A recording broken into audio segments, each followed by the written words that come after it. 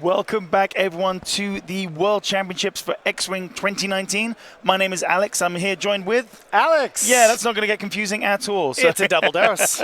Double dose of Alex, and we're super hyped to be back now because we're into day 2 and it's elimination time. It is. Things are getting serious, and there are a lot of really interesting lists running the gamut. I believe every single faction is represented. Every faction made it. What was really interesting is the top 8 on day 1A had all the factions represented. So only one duplicate in the top 8. That is pretty great impressive. To see. Yeah, absolutely. Really good. And a lot of different lists even within the factions. We've seen a lot of Republic lists on the stream so far, but this is one of the more interesting ones out there. It's a triple Jedi build. Obi-Wan, Mason, Anakin. It is, and this is Jesper Hills, Winström Hills, if you like. So yeah, we've seen a few Jedis. We've seen a lot of Rick and a couple of Jedis, or Rick Jedi and some Torrents, or some Arcs maybe. We saw Wolf yesterday. But yeah, 3 Deltas. It's a fully loaded Anakin. Yeah, really.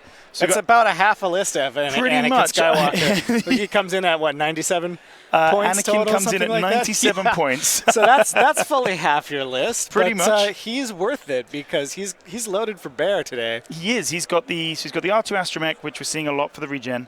Makes him very tough to get down. He's running the Delta 7B, which gets more expensive with the pilot skill. So being up at 6 there on the pilot skill means that it's quite expensive. Delta B, in fact, a full 20 points. Running Sense, which I think could be really useful, particularly in this matchup, which we'll talk about in a bit. And then the spare parts canisters, which, I think most likely, I'm not expecting Anakin to be the primary target for the opponent, but if he ends up with a bunch of target lots on him, that's going to be really key to be able to escape and go run away. So. And if you just get a cheeky position, sometimes you can just dump that on the enemy. Oh yeah, it's perfectly legit, right? It's perfectly fine. And then the Obi-Wan and Mace are just running the calibrated laser targeting. So we haven't seen a huge amount of calibrated laser targeting. We've seen Delta 7B a lot more. Yeah, well, it's a solid path for the Delta. It's more affordable than the 7B, so that's what's going to let him put all of his attention on Anakin, but still pull in 2 very powerful Jedi. I mean, Mace and Obi-Wan are no joke, and they have really great support abilities. Absolutely, and that calibrated laser targeting, because you've got the bullseye, you get that eye result added to your attack. And, of course, all the Jedis have Force. Yes, they do. So if they want to just use one of those Forces, that's a hit every time, as long as you get in that bullseye. Yeah, so no, it's no joke. And with Sense on Anakin and, I5 on the others, it's not going to be too tough to line up those I5 on Obi-Wan and I4 on Mace. It's going to be, a challenge, but not as challenging to line up those bullseye arcs. Definitely so. And over on the other side, we have Travis Upton. With his Rebel list. He's kind of bringing me back to early waves of X-Wing here, which is nice to see. Yeah. An X-Wing, 2 B-Wings, and a Y-Wing. That's a classic Feels Rebel like squad. Early X-Wing. Yeah, so he's got an extra ship, but he's packing Wedge with nothing but the S-foils. Braylon with Crackshot and a Jamming Beam that likely won't see too much play. 10 Numb with Crackshot and Jamming Beam.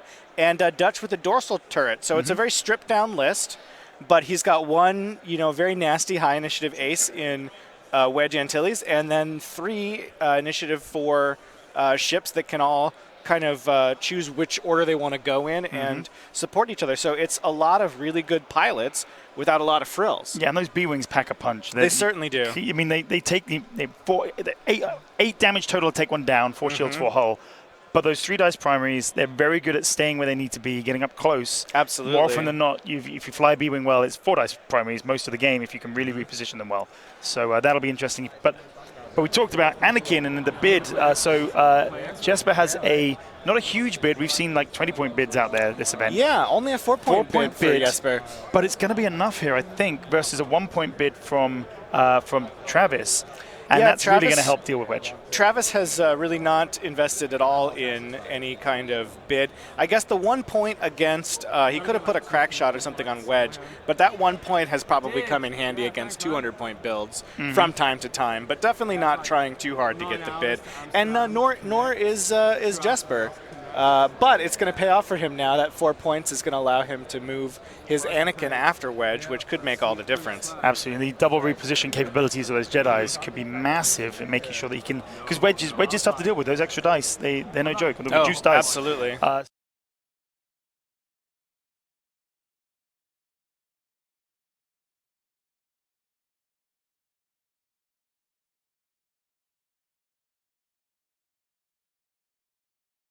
at the top of the board, but that doesn't necessarily mean they're going to stay like that. No, I imagine once again we're going to have a fight in the obstacle field there. The tough challenge for the Rebel player, I mean, again, on paper, probably outshooting the Jedi, especially with Dutch on the board. Those B-Wings can hit like a ton of bricks, especially if they're stressed with focus and a target lock. Yep. There's very little that is going to stand up to that, especially since they're packing crack shots. But they're only initiative 4. All of those Jedi are going to be moving after them. Yep. So it's going to be really, really incumbent upon the Rebel player to make sure that those firing arcs are spread out in such a way that the Jedi can't simply outmaneuver this squad. So that's going to be the challenge. He has more ships, more firepower, but less total agility across the board. And certainly he is under the gun in terms of initiative advantage. So we'll see if that extra ship can be leveraged to kind of even the odds a little bit in that scenario. Interesting to see already a barrel roll over to the middle of the board, starting to carefully, gently close that gap into the Jedis, which may help a little bit open his options. He's got quite a lot of room where those B-Wings can go in a lot of different directions from where they are. Yeah, and he's not going to want to let those Jedi come in on the flank. He's really going to want to try to joust if at all possible. And sort of by controlling the center of the board, it's going to be tough for the Jedi to slip past and get shots on. So we will see how this plays out for sure. Absolutely. But 2 very unique lists. I think one of the coolest things about Worlds so far is just the sheer variety of lists. We haven't really been cherry-picking lists too carefully, and we've still seen a huge amount of diversity. Yeah, I mean, just by checking out what's been hitting the top tables. I mean, it's quite interesting. I've got the day 1A and day 1B combined, so for all the lists that flew on the day 1s, and we've got it broken down by faction, and it's really interesting to see what we have out here. If you look at I think we mentioned a little bit on stream yesterday, if you look at just named pilots, Obi-Wan and then Vader, which is interesting. If you look at unnamed, Trade Federation, like you'd expect, they're flying in swarms. And then you've got the Gold Squadron troopers as well, which is, a couple of those are cheap, efficient. Absolutely. And an Inquisitor getting a showing. We saw a lot of Inquisitors around Yeah, as well. well, after their recent price decrease, I think they're a really good value. I mean, they're bringing the Force to the table. They're on a very nimble chassis. They can pack missiles to kind of overcome their low attack dice stat, and they're a great sort of midpoint ship for the Empire that's hitting hard, that's survivable, that's going to put pressure on. You can't really afford to ignore them, but they're also not eating up a huge amount of your lists. So they slot in really well. One of the really successful Imperial builds we've seen is Sunterfell, 2 Inquisitors, and Colonel Jendon, because that sort of hits all the different areas and lets you really threaten things from a long range. And if you look at the Galactic Empire breakdown, that is the second most common list combination, only being beaten by the 3 aces, where you've got a Phantom, an Interceptor, and a TIE Advance, which I'm pretty sure that's Vader, Suntir, and one of the potential options there, and in Whisper probably. Probably Whisper, potentially Echo. Yep, and then second choice being the 3 Inquisitors and a Lambda, which would 3 be Inquisitors. So which is interesting. Yeah, so I got that slightly wrong. The Suntir one is the 4th most popular choice. Okay. So I think you run Grand Inquisitor. Third is TIE Swarm, if I'm TIE looking Swarm at is this. third most popular Empire. Very nice. 6 TIE Swarm. But if you look at the Galactic Republic, Jesper's list here is now there aren't so many choices for the Galactic Republic, right? Yeah, as a faction, although like we've been saying, the fact that you can kind of take the Ether Sprite in 2 different directions really does it sort of makes it into 2 different ship choices. Yeah. But they have a limited ship pool. And yet, we're seeing all their ships represented fairly well. And the most common was when we saw a lot of 2 Deltas and a Naboo Starfighter. The 3 Deltas is representing only 4.8% of the Galactic Empire lists. However, one has made it all the way to the cut with Jesper here. Yeah, it's 5 and 2, so just sneaking in, but definitely in the hands of a very capable pilot. Jesper has been a presence in the UK X-Wing scene for quite some time. The 186 Squadron, of course, has gained some world renown at this point, won a lot of tournaments. Jesper himself, major wins at the UK Games Expo, the UK Championships. So, he's been flying a lot of different stuff for many years, and I think this is an interesting choice for him. He's sort of pivoted out of his scum choices into a new faction, and it's obviously treating him pretty well. I heard him talking to someone earlier before game. I was just walking by and I heard him say that he hasn't really played a huge amount of X-Wing before this. He's got a lot of things going on in his life. So he decided to pick a list he thought would be fun, and in typical Jesper fashion, he's taken it all the way into day 2. Well, yeah, he brought double IGs to victory, the huge field. So he's definitely always going to bring something a little bit different, and this is no exception. But that kind of experience of flying highly elite lists, getting those ranges down and perfectly, that's really going to play right into this Jedi Starfighter play style, because that's the same kind of skill set you need. Bullseye arcs, playing the range bands, outmaneuvering people, stacking mods in just the right way. So in a lot of ways, this is a very different list from Double IG, but in some ways, it's sort of a spiritual successor.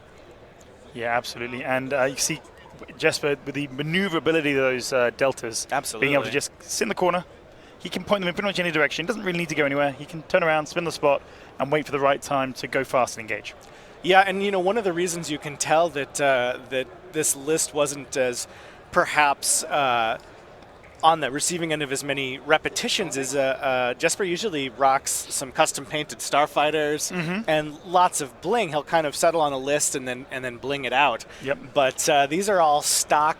I mean, those are beautiful paint jobs, but those are right out of the box. Yeah, well, one of them is the Plo Koon ship, I think, that they got looks for playing like at the back. Yeah, very nice. So while Plo is not in the list, that is a lovely paint job, though. That I believe is Mace flying Plo Koon ship, the I-4. Yes, I think it is. So I'm trying to see the numbers from where I am. So the Plo Koon ship being Mace, I assume that's Anakin in the yellow one. That would make most sense, although I could be wrong. And then Obi-Wan in the red. We'll double check. We'll see which order they move in when it comes to this round. But that looks right to me, though. Yep.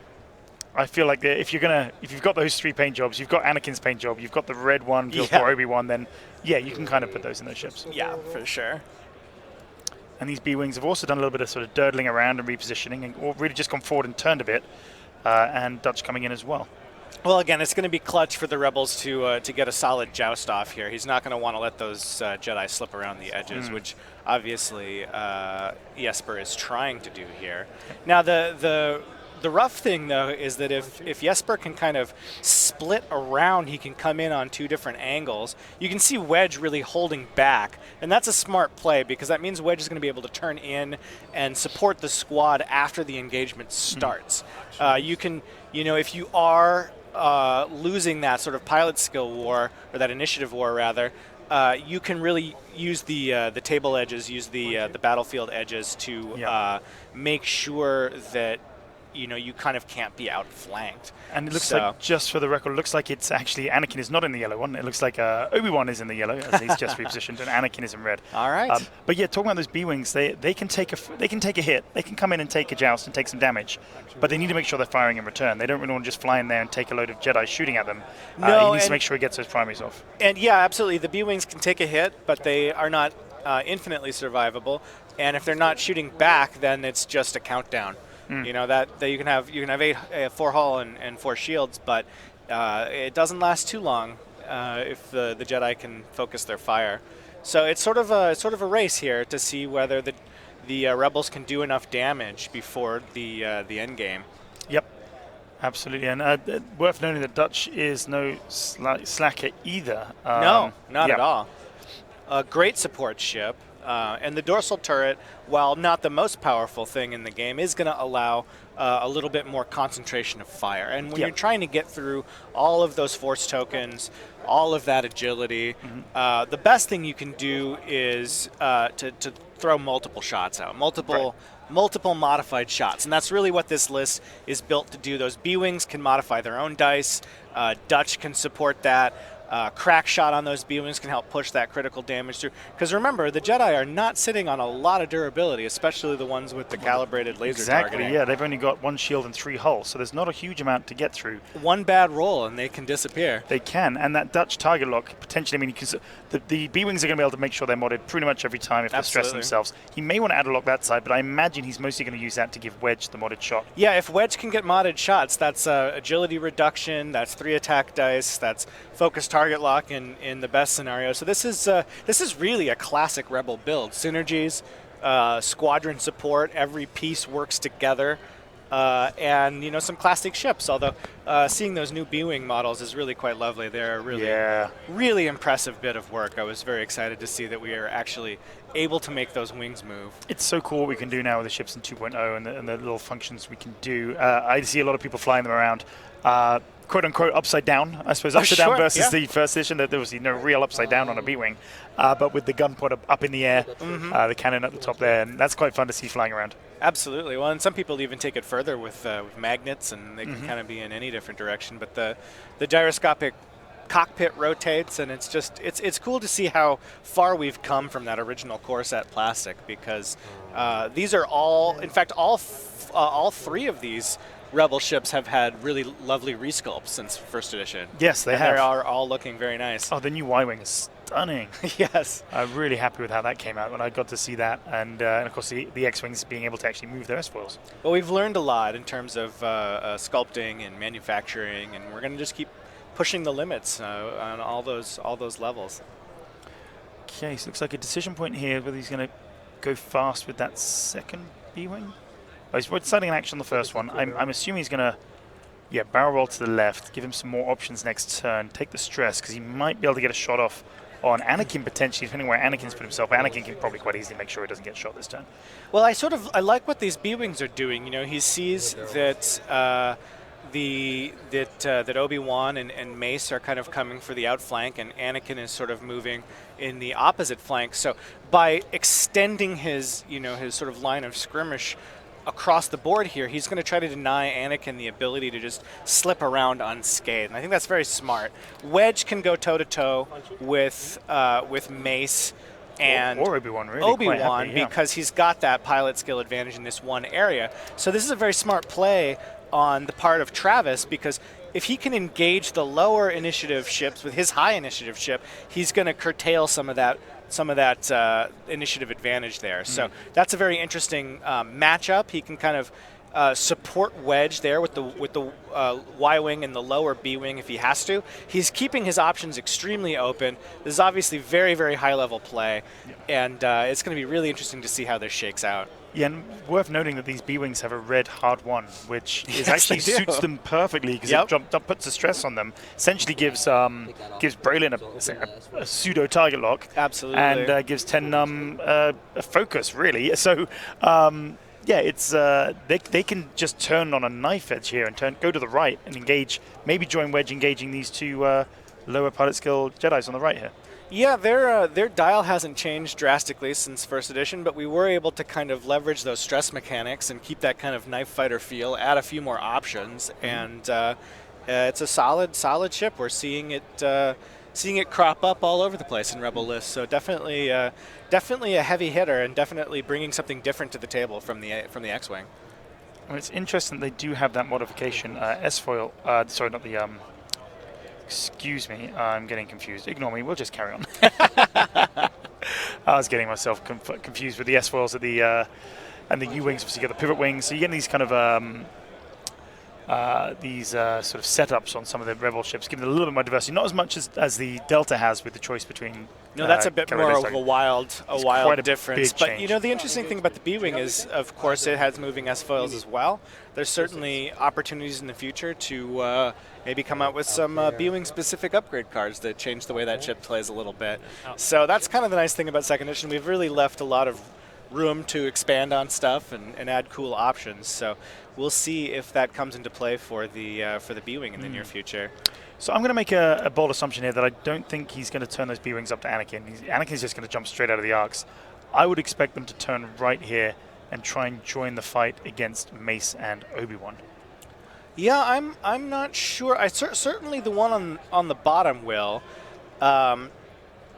If the one on the top did a hard turn and a barrel roll, he could maybe sort of fend Anakin off a little bit. But I would say maybe trying to concentrate all of the firepower on the bottom of the map here might be his best bet. It's a tough position to be in, though, because if you do turn into the fight, Anakin has sort of free reign to come and just spend all of his energy on offense, and that is a very deadly situation. So the B-wings do have a 2 Talon as well, so they can just flip straight back round. So it could be a right turn bait and then a flip, absolutely, because the stress is no obstacle to the B-Wing offense, especially with Dutch on the table, able to hand out some target locks. So the Rebel player clearly has a very flexible list here. Travis knows what he's doing. He's chosen his most flexible, his ships that can kind of turn on a dime to sort of occupy the middle, and that's going to let him turn to face whatever threat he feels is the most significant or take whatever opportunity he thinks is best. So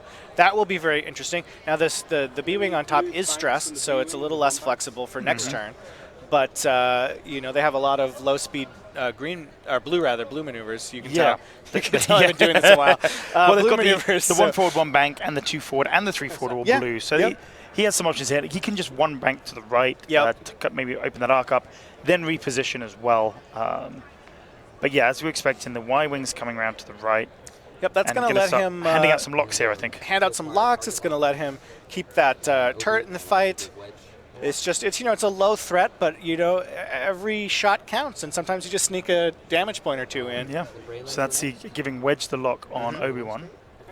Yeah, we're going to see a really critical first engagement here. I think that Travis has, I would say, done about the best you can against a split formation, higher initiative.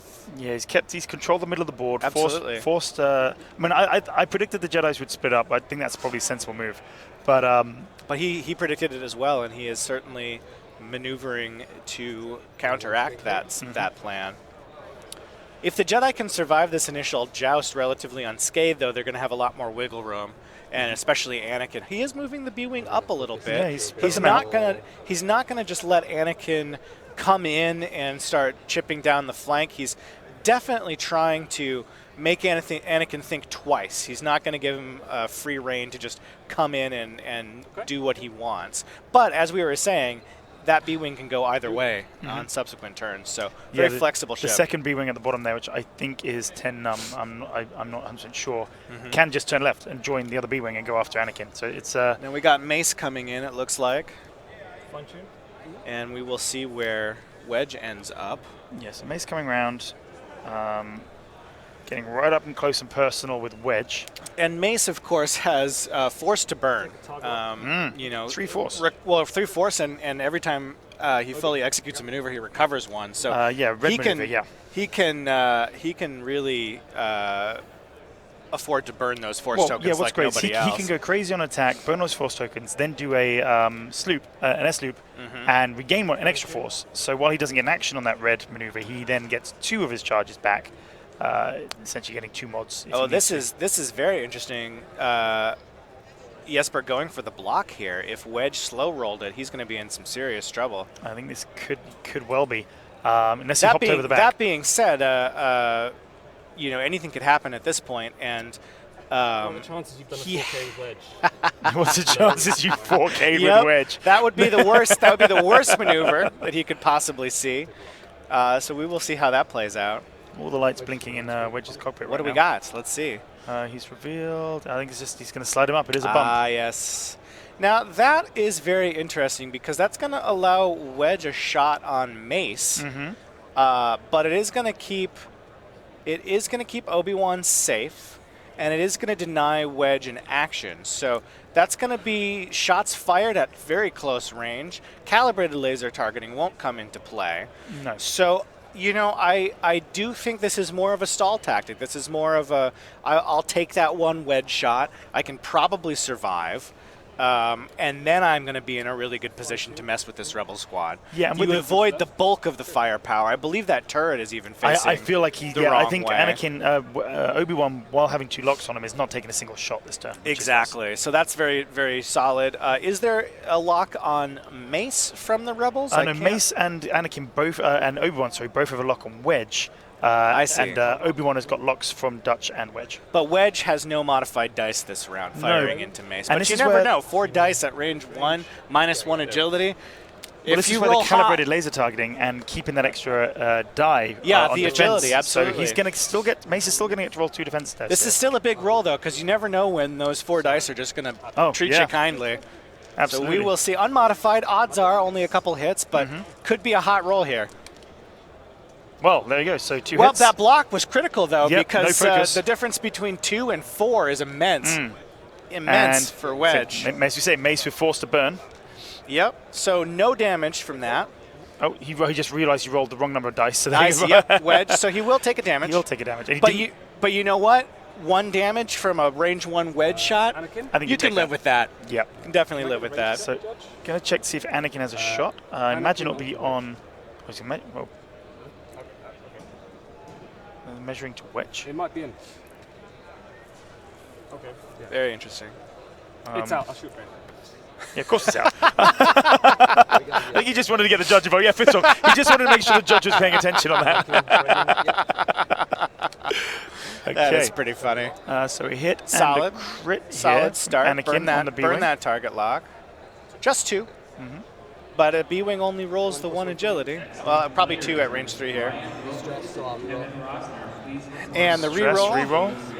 And spend it. So, Yes, so kind of a slap fight this round. Much more jockeying for position. And the Rebels draw first blood and suffer no damage in return. Well, Mace still has a shot. So I oh, think yes, of Mace course, has the a range shot. 1. Well, Yep, we'll, so I think we it's will a shot. see. Yeah, well, they're picking up dice. Yeah, here Mace it range comes. 1. Here it comes.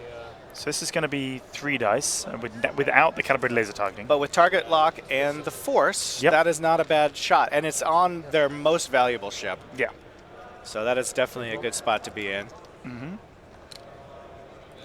Well, yeah, spend that force. Coming 3 in hits. hot, and Wedge only has the 2, so that's at least 1 damage getting through. Yep. Could And be no more. defensive modified mods. dice. So 2 damage So coming 2 through. go through. That's not what Wedge wants to see this early in the game. So that's 2 shields down on Wedge, I believe. Really well played Both round shields. from Jesper here. I think doing exactly what this list needs to do, which is to fight the engagement on its turn. You can't deny every shot, but if you can block, if you can make sure that the shots are coming in against your most heavily defended ships, if you can trade fire in an advantageous way, it's going to pay off for you. And now Anakin is in a really great spot because both of those B-Wings are stressed. They're going to have a tough time. They can't just flip around to deal with Anakin this round. Yeah. So he's going to have another round to just come in and at this point really threaten Wedge. I think if I was in Jesper's shoes, I would be flying as fast as possible to try to get some shots in on Wedge while he's in this dicey situation. Because Wedge is going to have a tough time clearing this mess, especially if Mace turns to the right to try to block things up. It'll be interesting with Dutch where Dutch goes, because Dutch might get in the way of Wedge, and if Mace can also get in there, that really limits where Wedge can go. Yeah, you're looking at kind of a Bumpsville situation here, and this is where the game gets really interesting because it's so hard to predict what anybody's going to do at this stage. But, you know, Anakin could also very much just go B-Wing hunting, get in close and drill down some big shots. Those B-Wings are a threat, and he's well positioned to start cleaning them up. I mean, if Anakin dials in a hard left turn 1 here, he's and with the repositioning and the fact he's against a stressed B-Wing, he's going to get some shots off at the B-Wing there. But he might, like you say, want to now...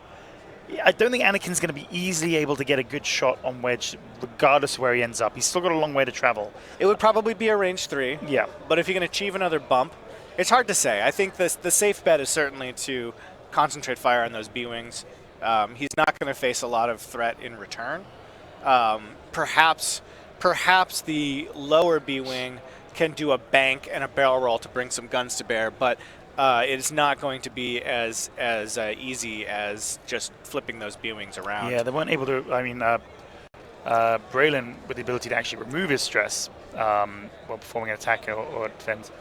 Sorry, not Braylon. Sorry, Tendam, but wasn't able to actually do that. So no, and I think that Travis may be regretting that those B-Wings are stressed at this juncture because it's really limiting his flexibility in this round. So that's kind of the cool thing about the B-Wing playstyle. The stress gives you a lot of attack and defense bonuses, but you can't be quite as flexible if you're doing it every round. Right. And Dutch is probably going to have to move first to get out of the way. And I can't tell which B-Wing it is at the bottom. I think it's Braylon. Now that dorsal turret, though, that's a credible threat at close range, so you don't want to stay too close to that Y-Wing, especially if Dutch can get double modification. It only takes a little bit of bad luck to have those fragile ships start taking some serious damage. And, you know, Mace is only on three 3 hit points, even though he only took the 1 damage. So they have a very, very razor-thin margin for error, which is, I think, why we don't see too many triple Jedi lists. But in the hands of an expert player, they are something to behold. Absolutely, and no regen on Mace and Obi-Wan, so that shield is gone. But yeah, we've lost our top-down view, so we're going to look at the. Looks like they're playing around with that camera up there, so we've got the angled view temporarily while we're working on it. And yeah, as is obvious, really, Dutch going to have to move first. Looks like Dutch is going to turn in, so that maybe makes me think that Wedge is either going super fast or Wedge is hard turning right. Yeah, this is going to be interesting because that's going to he's trying for a bump on Mace, I think, which is a good idea. Not only a bump, but also rotating his turret to cover as many angles as possible. There's almost no safe place for Mace to be, either to the front or behind that Y-wing. If Mace goes far to the left, he can probably avoid that shot. But we'll see what Wedge has in mind. Well, I would be not surprised if Mace is dialing in the S-loop and going left with it on this maneuver. Yeah, I think that's probably a solid play at this point. It's only a 2-speed, but I think he'd clear fine, especially if he's going to get to move Obi-Wan first. I think so too, yeah. I don't think he ends up on the debris field. I think it's hard to tell from the top down, but I think he'd miss the debris field. Yeah, but you were saying, that turret on the Y-wing is rotated to the rear? I think it is. It looks like it might be. A little hard to tell. Yeah, so that's the interesting choice with these these new turret mechanics. You actually really have to think about where you think the opponent is going to be. Yeah. It looks like a 1. A 1 bang. Which may or may not clear here. Interesting, the marking in the non-optimal place to mark. Wow, that is going to be a bump, I think. Well, maybe he was happy to do that, thinking he was going to trap Wedge, yeah. But now that's not a good place for Mace to be. No, not really. At least he hasn't turned too much with that maneuver, so he will get a shot at Dutch at range 1. And he does have like 3 forces for mods. No, it's true, but the Rebels are the ones bringing the beef in this situation. You don't want to be trading shots without actions if you can help it, and especially against something chunky like a Y-wing. Yeah, I'm loving the bling target locks that Jespers are using. They'd be moved now, but the light was shining right on them, really making the goal. Now there's that S-loop on Obi-Wan. Now Obi-Wan is going to come in very handy here because he's gonna be able to assist Mace with a token if he needs it. Okay. Yeah, but he's not gonna be able to do this time. Oh no, he's got the stress. That's true. But yeah, so he has got that great ability. Mace is kind of hung out to dry here a little bit. Oh, so he's going to gain a little bit of distance. And this is it the Talon or is he just? Looks like a Talon roll. Was it just the 3-speed, 3-turn? Let's find out. It is Talon. Talon. Well, that's one of the things that has made the X-wing so formidable in second edition. Really brought it into its own as a powerhouse ship. Because if he's got a shot on Mace here, that is bad news. Bad news. I can't quite make it out, but yeah, if he's getting a this could be a really gnarly round for Jesper here. And yeah, Anakin just turn in chasing the B-wing. After that expertly played first round, this could be trouble. Yeah, Travis done a great job of making the best out of that situation. He's potentially got 2 range 1 shots on Mace, who's only got 3 hull. We'll find out if Wedge is able to shortly. But as we thought, Anakin just going to go chasing B-wings now. He's got around the back. Yep. He can easily stay behind a B-wing now for these 2 B-wings for the rest of the game. He can just fly around behind it. For sure. I don't think there's anywhere the B-wing can go short of a Talon. And that is, I think, 10 num up there. So 10 num does have the ability to remove its stress while defending, so it can then Talon next turn. So 10 num is easier to turn around than Braylen. Yeah, if he is able to pull it off. Does it look like it's in? It looks like it might be. That is bad We're going to get the judge, I think, to check. I think that's a sensible idea. Yes, absolutely. This is quite a clutch call here. Absolutely. We'll see if the... great view of the Minnesota Gophers hat on our judge there. Minneapolis Gophers. Minnesota, I think. I've lived here all of like 10 University weeks. of Minnesota. University of Minnesota Gophers. Yeah. All I know is Golden Gophers. What a glorious mascot. What a proud animal. So how many dice are we rolling here? 3, so it must be on Obi-Wan. Yes, looks like it. He's defending the target lock, 2 crits. So Obi-Wan getting 2 dice here because of the pilot ability on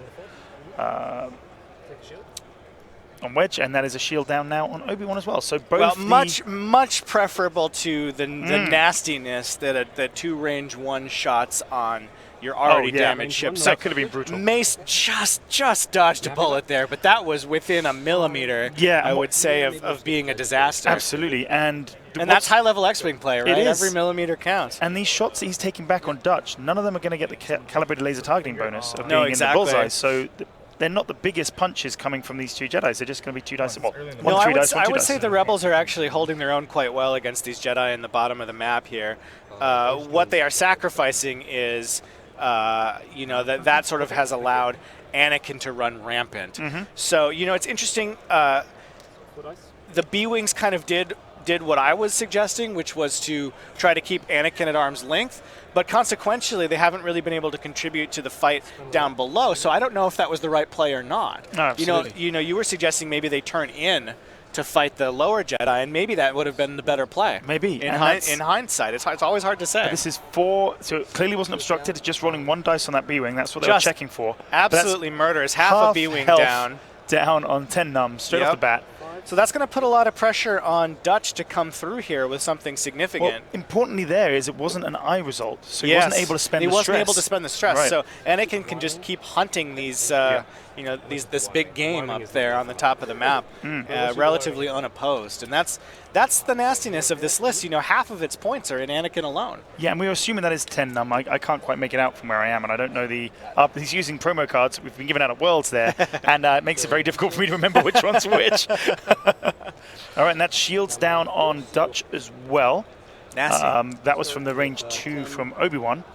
And is Mace thinking about going for the B-Wing? Yeah, we shall see. Oh, so this is the attack. Maybe Mace. Of course, Mace will shoot after the B-Wing. So this is on Mace. So this is crit from a deep downtown B-Wing.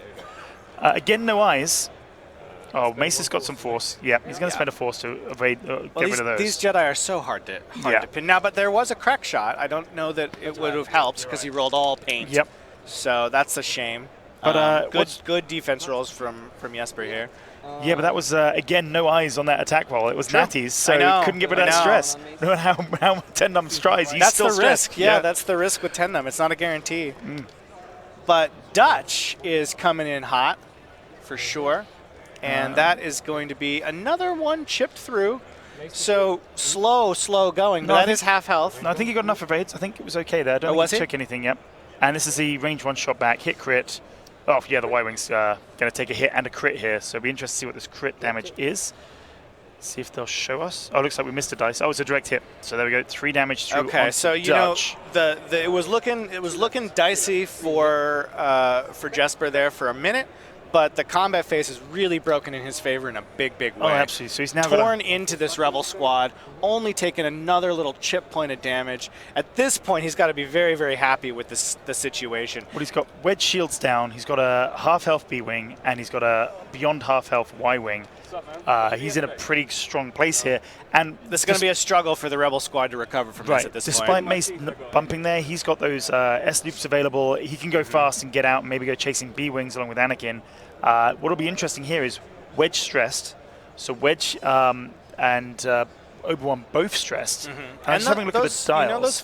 Those force charges, though, they hasn't had to spend too many of them. He's still going to have plenty for the combat phase. Well, that's just so tough to deal with. Wedge has the 2 banks, 1 banks, 2 straight, 1 straight as blue, whereas Obi-Wan also has a 3 straight, but no 1 straight. So very similar options for him to get away here with the stress, but of course Obi-Wan getting more repositioning. Yeah, absolutely. And Obi-Wan could even try for a block here. Jesper has been very willing to do that. And even if that's no shots from Obi, if you're stopping Wedge from shooting for a round, that's a plus. So a lot of choices here, a lot of different options. We will see how it plays out. Yeah, potential 1 bank to the right, barrel roll, or maybe even a boost just to try and get right in the front of Wedge. Make sure take Wedge out of the game. If he bumps at this point, Wedge probably isn't getting a shot. Yeah, or at least not for a while. But yeah, anything could happen. The ship could also just rocket off, and Obi-Wan could go and help out his friend Annie up in the top of the field. Love it. It's like 5 num now rather than 10 num. It's half health. I like that comment. Nicely done. Okay. So I think Jesper's he's deciding on that B-wing from Travis. Double stress. Both stress B-wings. They're really going to struggle to turn around here. But they could both come in down, chasing these other two Jedis in Mason A1, and just accept that Anakin's going to fly around behind them. Yeah, it's tough. You know, when you have that lower initiative and you have to deal with three nasty Jedi, we can see why this list has been successful in the tournament so far. Absolutely. And Dutch there just two-harding out. Got the rear turret, we think, still going. Thanks. It's going to allow him to set up some modified shots. He really does need to bring some firepower to bear here. You know, he's probably going to have to drop one of these Jedi soon if he's going to have any chance. Be interesting. Whichever ship he locks, he can give somebody else a lock on, as long as it's range 1 to 3 of Dutch. So he's already put a lock onto Obi-Wan. He's just taking the focus because Obi-Wan is flying around with the lock already. So yeah, this will be interesting. So I think that's Braylon turning down. Great bit of maneuvering, missing the rock. Now this is a solid place for Braylon to be, I think. Yeah, he can actually threaten some things at this point. Yeah, so more than happy to keep that stress if he gets some shots off here. Yeah, these B-Wings may be doing what they should have done from earlier rounds, is coming in to deal with these lower initiative Jedi. Yeah, maybe even... But it's going to, you know, 10's going to have to survive another nasty Anakin attack to even get a shot off this round. So not too likely to take him out, but it's a possibility. Deckard Lowell, you're right. Obi-Wan is in the yellow Delta, making it very fun for us to forget that it's Anakin's ship, but Obi-Wan's flying it. That's a little bit of psychological warfare on the part that could well be part of it, of Jesper there, I think. Cheeky maneuver. Now, does he clear that debris? Doesn't. All right. So that could go. That could go wrong. We'll see. That's he survives. But he's out of arcs here, and he's still getting a shot. Yep. Well, the B-wing could drill in on Mace, which I think would be a very. That is a half health B-wing that's going to have Anakin behind. So the Anakin will get to shoot at it before it shoots at Mace. It's possible that it could be removed. Not incredibly likely, but you never know. And a nasty crit could be just as bad. Yeah, absolutely. I think Jesper joking there about the jamming beam and whether it's going to be used or not, I think. Yeah, I think it's the turn. I think this is the jamming beam turn. This is the jam. Let's go with Obi-Wan. I don't know. Well, I do like where the Rebels have ended up here, although those B-Wings still struggling to get time on target. And it looks like that B-Wing's going to have one more round maximum with all the firepower that's coming in. Getting shot at 3 times here. The best it can hope for is one nasty shot, maybe take Mace off the board with him. Right. If that plays out like that, he'll be in very good shape from that exchange. Obi-Wan trying to get as far away from Dutch as possible may have meant that he doesn't have the shot on the B-Wing anymore. But yeah, like I say, Anakin likely to have a shot here. Odds are that Anakin and Mace can get the job done. Yeah. But if he has denied himself that insurance, you never know how the dice are going to shake out. And he will likely get a shot back, being that he is going to get to shoot before Mace, which is great. So, are we supposed to be smiling at you, Matt, when you're taking a photo of us? Did you take that one? I see a bribery coming.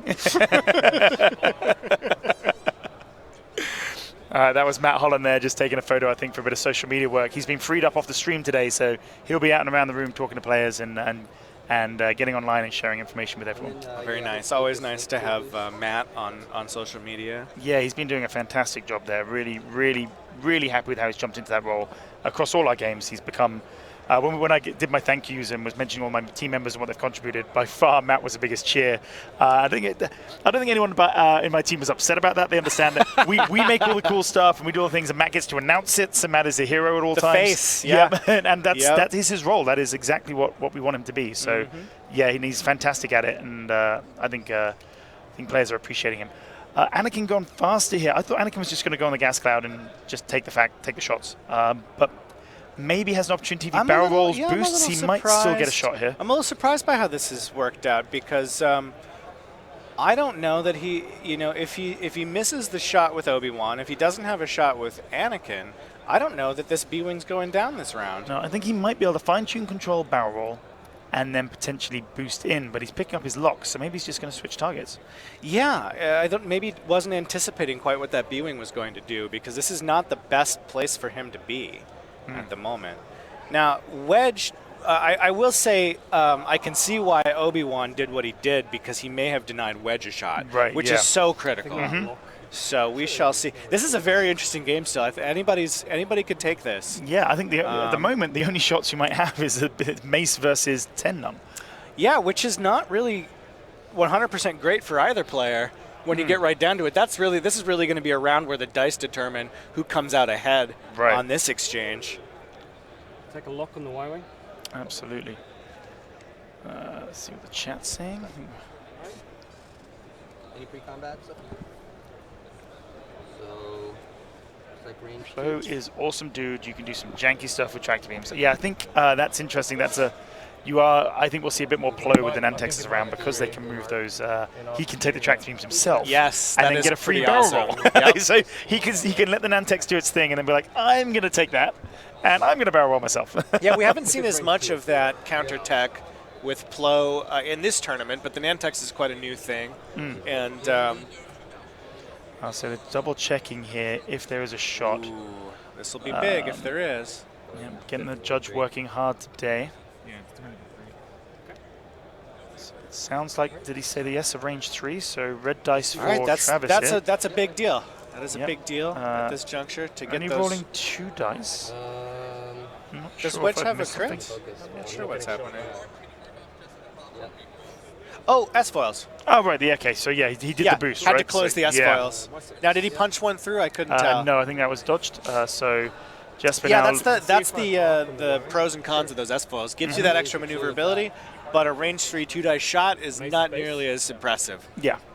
So now looking to see if Anakin has this shot on Dutch, which he does. He's got I think that lock might be from... Range 3 obstruction. So Anakin did lock Dutch this turn. Yeah, I mean, that's a decent secondary target because Dutch is adding so much valuable squad support. Well, and he is down to 3 hull.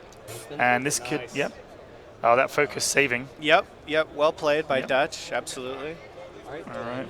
Yeah, Anakin would have been perhaps much better off with a shot on the B-Wing, but that is good play on Well, I think focus 5, he's got damage 10, he's got damage Dutch. Why chuck it into the undamaged B-Wing when you can potentially take a Y-Wing off the exactly. Once you don't have a shot on 10, I think that was a reasonable alternative. Rough. Yeah. Range 1, 10. All right, this is the big one now. This is the big one. This could be decisive. And that is spend the stress. There it is, 10-num, finally. And what a play. Yeah, that pilot ability didn't kick in, but when it did, it kicked in hard. Well, this is key. That dice went on the floor. We're going to get to re-roll this dice. He needs paint. He's got it. Spend the force. Still. Mace survives on 1. That is rough, though. Yeah, that was a clutch defense roll. But yeah, what a shot from 10-num. Oh, that could have been telling. Showing how powerful that pilot ability is in the right circumstance. And that's going to free him up to be much more maneuverable next round. So absolutely. That was big. That's going to get the Rebel player back in this fight a little bit. Still absolutely anybody's game. Well, Mace is now going to fire back and blanked out. Definitely Travis's round. Yeah, well, that makes up for the hot dice that Jesper had in the previous round. Yes, I would. This is turning into be a hell of a game. This is going to be a knockdown, drag-out fight. Oh yeah, I think Anakin missing that shot on 10-num. Yes, that was very critical. Anakin not doing any damage this round is not what you want when you've set him up in such a good position. 97 points on a ship. You want him to do stuff, right? Absolutely. Now he's in a very good spot at this juncture to threaten numerous targets, but and sense will come into play this round, which will help a lot. Yeah, so finally on the fight, he'll get a good idea potentially of where someone's going. Yeah, that he could sense the B-Wing. He could sense a number of different options here to really help him leverage that pilot skill advantage, or that initiative advantage. Yeah, so sense, for those at home who are unaware, during the systems phase, you may choose one ship at range 0 to 1 and look at its dial. If you spend a force, you may choose a ship at 0 to 3 instead. So he may... Lots of options. He may be close enough to have a... Well, we know he's range 3 of Dutch. But whether he was range 3 of wedge or not, whether he utilized, he had the chance to potentially measure. He may know if he's range 3. Yes, he did have to dial out his thing out there. That tried to shoot wedge from downtown. Yeah, just going to see if my sense is in range. That is the nice thing about it. You can be like, I'm just going to see if I can shoot you. No, I can't. I'm not going to sense you. Nothing illegal about that. Yeah, absolutely. Yeah, getting the information that you can get. You know, we have exactly 30 minutes. Okay. Sounds like there's exactly 30 minutes on the clock. You can't see Yep. it. Yeah, no, I appreciate that. Give or take, yeah. Looking around the room, they've moved the layout a little bit to where the other games are going on, so I can't see as many of the games today. They were right in front of us yesterday. Not yesterday, on Thursday. They're slightly over to the side. I'm looking around the room. Looks like a lot of games still going. I don't see many finished. I can check the bracket and have a look, see if any of them have come in. I don't see any results yet, so nothing to update you for the other games that are going on today. Yeah, 34 games going on in the cut. Yeah, 30 players getting a bye out of the 98 that made it. Yeah, and that's a lot of high quality X-wing players in the cut into is day 2 here. That's strong. incredible. How many players total do we have X-winging it up here at the Roy Wilkins Auditorium? Roy Wilkins. So total across. See if I can bring these stats up. My laptop's running a little slow now. Where are we? So where's our 1 and 2 combined stats? Where are we? 1 and 2 combined. Oh, I don't have the total list count. It was somewhere around 420 players, I think, total for X-Wing. Now, due to the new system, those are all qualifying players too, yes, right? yes. So we had. So you have a stacked field to begin with, and then you narrow it down to the top, 25% of that field, and you're starting to get really serious. Every one of these games is going to be a real fight. Yeah, looking around the room, I'm seeing sort of known faces dotted throughout. I see Tom from Australia. I see Phil GC walking around. All right, using that sense to check out the B-Wing dial. I think that's a smart play. If you can bring that B-Wing down, you're going to... or no, that's just the B-Wing doing its maneuver. Okay. And then 10 Num, of course, was able to clear the stress. Can do that. So can do that short K turn. Having a 2K is a pretty awesome ability, showing how strong these B-Wings can be under the right circumstances.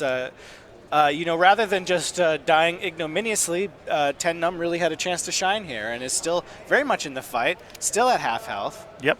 And I'm wondering here if Dutch is going to bring the arc round to the right to really maximize any potential shots at Mace.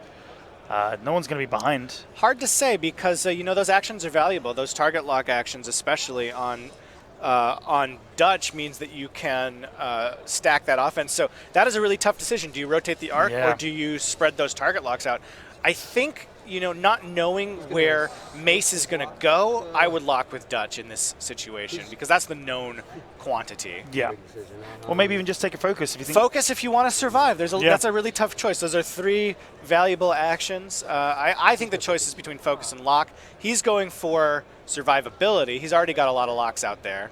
There's nothing performance enhancing. He's agonizing over this, though, and rightly so. This is an important choice. We'll just focus. All right, focus to not die. He knows where he wants his ships to be, and he may not be wanting to put an extra lock on if he thinks it's a wasted opportunity to do something else. Got a Finlayson coming over and saying hi. I don't know. What was that? Oh, rugby. Oh, yeah. Yeah, he's just mentioned the England-Australia score, which I haven't mentioned on stream yet, which is amazing. But there's plenty of Australians in the room who I've already spoken to. Well, you paid for it with a good night's rest. So, good night's I have a total of 2 hours sleep. What we do for sports, right? Yeah, exactly. Whether tabletop or on the pitch. Yep, and it was great to be able to watch England play Australia in the World Cup, and always great to see England beat Australia in the World Cup. It makes it even sweeter. So Mace here, I think, is not gone with the S-loop. Getting out of dodge here. 1 health. I imagine we're going to see the repositioning capabilities of Mace getting well out of the way here. Yeah, that's going to barrel roll boost. Be out of Braylon's arc. Let him break off of this fight. Well, that's what's so great about the Jedi. I mean, like you've seen them sort of drive right through this rebel formation, come out the other side, not unscathed, but not not critically injured either. No crits on these ships, reducing their capabilities. So, Mace hanging on to a sliver of hull, but still 100% combat effective. Absolutely. And able to break away from this fight, preserve his points, come back in when the time is right. And these rebels are going to have to struggle to reform their position. They are certainly doing an amazing job of staying in this fight and keeping shots going. But, as soon as a ship or two goes down, the flexibility of those Jedi is going to come even more into the fore. But at this point, I really think it is anybody's game. This has been a really good match so far. The last couple of turns have really switched it back over towards the rebel absolutely. sides. And even now, Obi-Wan also probably going to go running away and join Mace, give him a bit of support, because Mace is still a gun you want to be using. It's not really the time to be running just for the sake of running. He's only, 23 points up. There's 25 minutes left. And one damage on Obi-Wan, and suddenly it's on its head, and he's behind. Absolutely. But that's why Jesper is doing what he's doing, which is to now bring the unscathed and very, very durable Anakin in to take some hits while he maneuvers the critically injured Mace and the, valuable Obi-Wan, because one more hit on Obi-Wan will be half points. Yeah. So he can let Anakin take the heat for a while. If it's too much heat, he can break away and regen a little bit. Spare parts canisters can come into play if the locks get too nasty. Yep. So Anakin is really so flexible. He can really come in and put the heat on him for a minute here. Although he's trying to, I think, move his entire squad as far away from the rebels as possible and get these advantageous attack angles, prey on the weak, and if you're not taking any shots, you are in really good shape. So no fire from the Republic squad this round, but 100% focused on achieving a superior position, which repositioning, getting the locks in, ready for another engagement. Is a very good play. He's going to take some fire, but I think he can probably weather the storm. So closed especially S-foils. Since those S-foils are still closed. And he's range 3, so the closed S-foils against a Jedi is just, you're going to have to get real lucky to push anything through. Oh, yeah, absolutely. Worth a shot, of course, why but not? Definitely unlikely to do much. Yeah. And looks like 10, I believe, only has a shot. 10 will have a potential shot through. Now, 10 has been a star so far. We'll see if 10 can close the gap here, because a single damage on Obi-Wan is a game changer. Well, there's a hit crit. It's and through able the gas to spend clouds. that. Oh, yeah, so he's going to, that's 3 of it. There's Plus 2. 1 for the gas cloud. Plus the gas cloud. So, no real threat there. Yeah, the chance of pushing damage through on Anakin. A range 3 Obi-Wan through a gas cloud. Yeah, well, likely. Anakin as well. So he's got all the Force available as well. Yes, so of course. He's easily going to get through that. Not going to get through that. Yep. Oh, so he's going to look crack shot. So they've gone back to the results. Oh, yeah. We'll check it out here. Can he push one through? That will be... Well, if he cracks, it's gas cloud. It was a crit. Yeah. Oh, so taking the... I'm a little confused here. Structural damage. Crit has come through onto... Maybe he already used the gas cloud ability to get that second evade. Oh, possibly. Maybe we're looking at a different shot here that I'm missing. Maybe that was Dutch on Obi-Wan.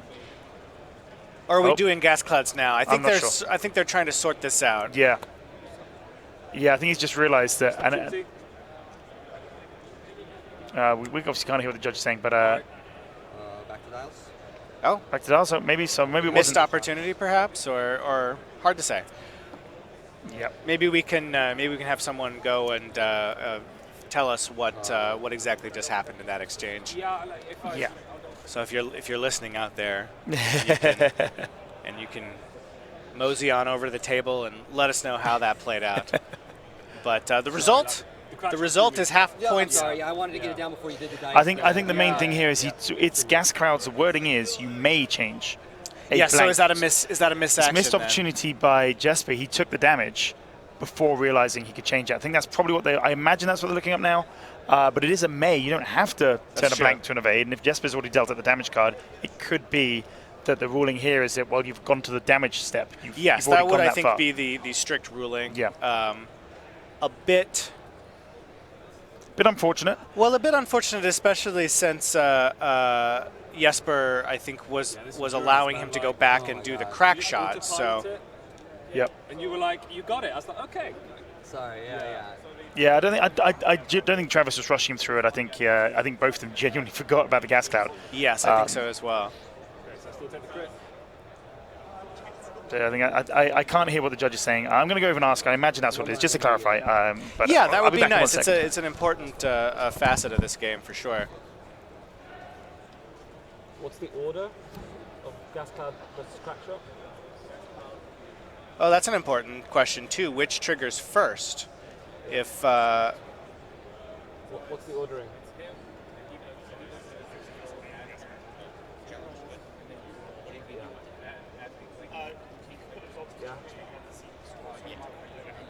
So I modified, then he crack shots. Yeah, I can see. If he says crack shot before I I don't modify need it, that's fine. That's fine. Yeah, just having a chat. I think they're still talking about it, but yeah, it's the fact that gas clouds is May is the talking point right now. you said you got it, so. yeah, I think at this point Travis is really trying Can we get a time on that? to be really hardcore about the rules to get an advantage here. Well, I think what Jesper's doing is I think they both went to that step without thinking about it. I don't think there was any ill intent here. I think a request has possibly gone in to have the head judge come over, and which Jesper is well in his right. At any point a judge makes a ruling, you're entitled to ask for the next judge up. for sure. Yep. So I think we're just going to probably take a pause here while they do this. And Well, it was around the 20-minute mark. that's why it's so important to be very methodical about the steps in every attack because you have to hit those opportunities correctly, especially at this level of play. You cannot miss the chance to defend yourself, or it becomes a missed opportunity. Yeah.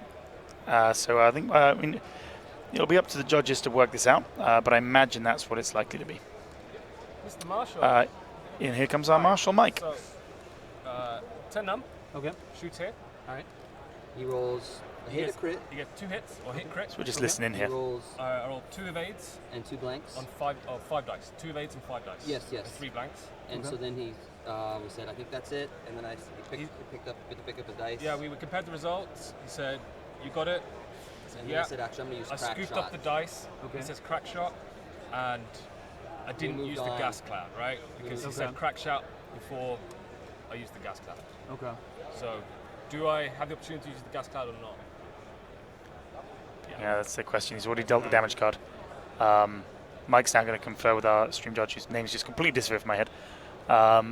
So he's just double checking to see if it's rewindable.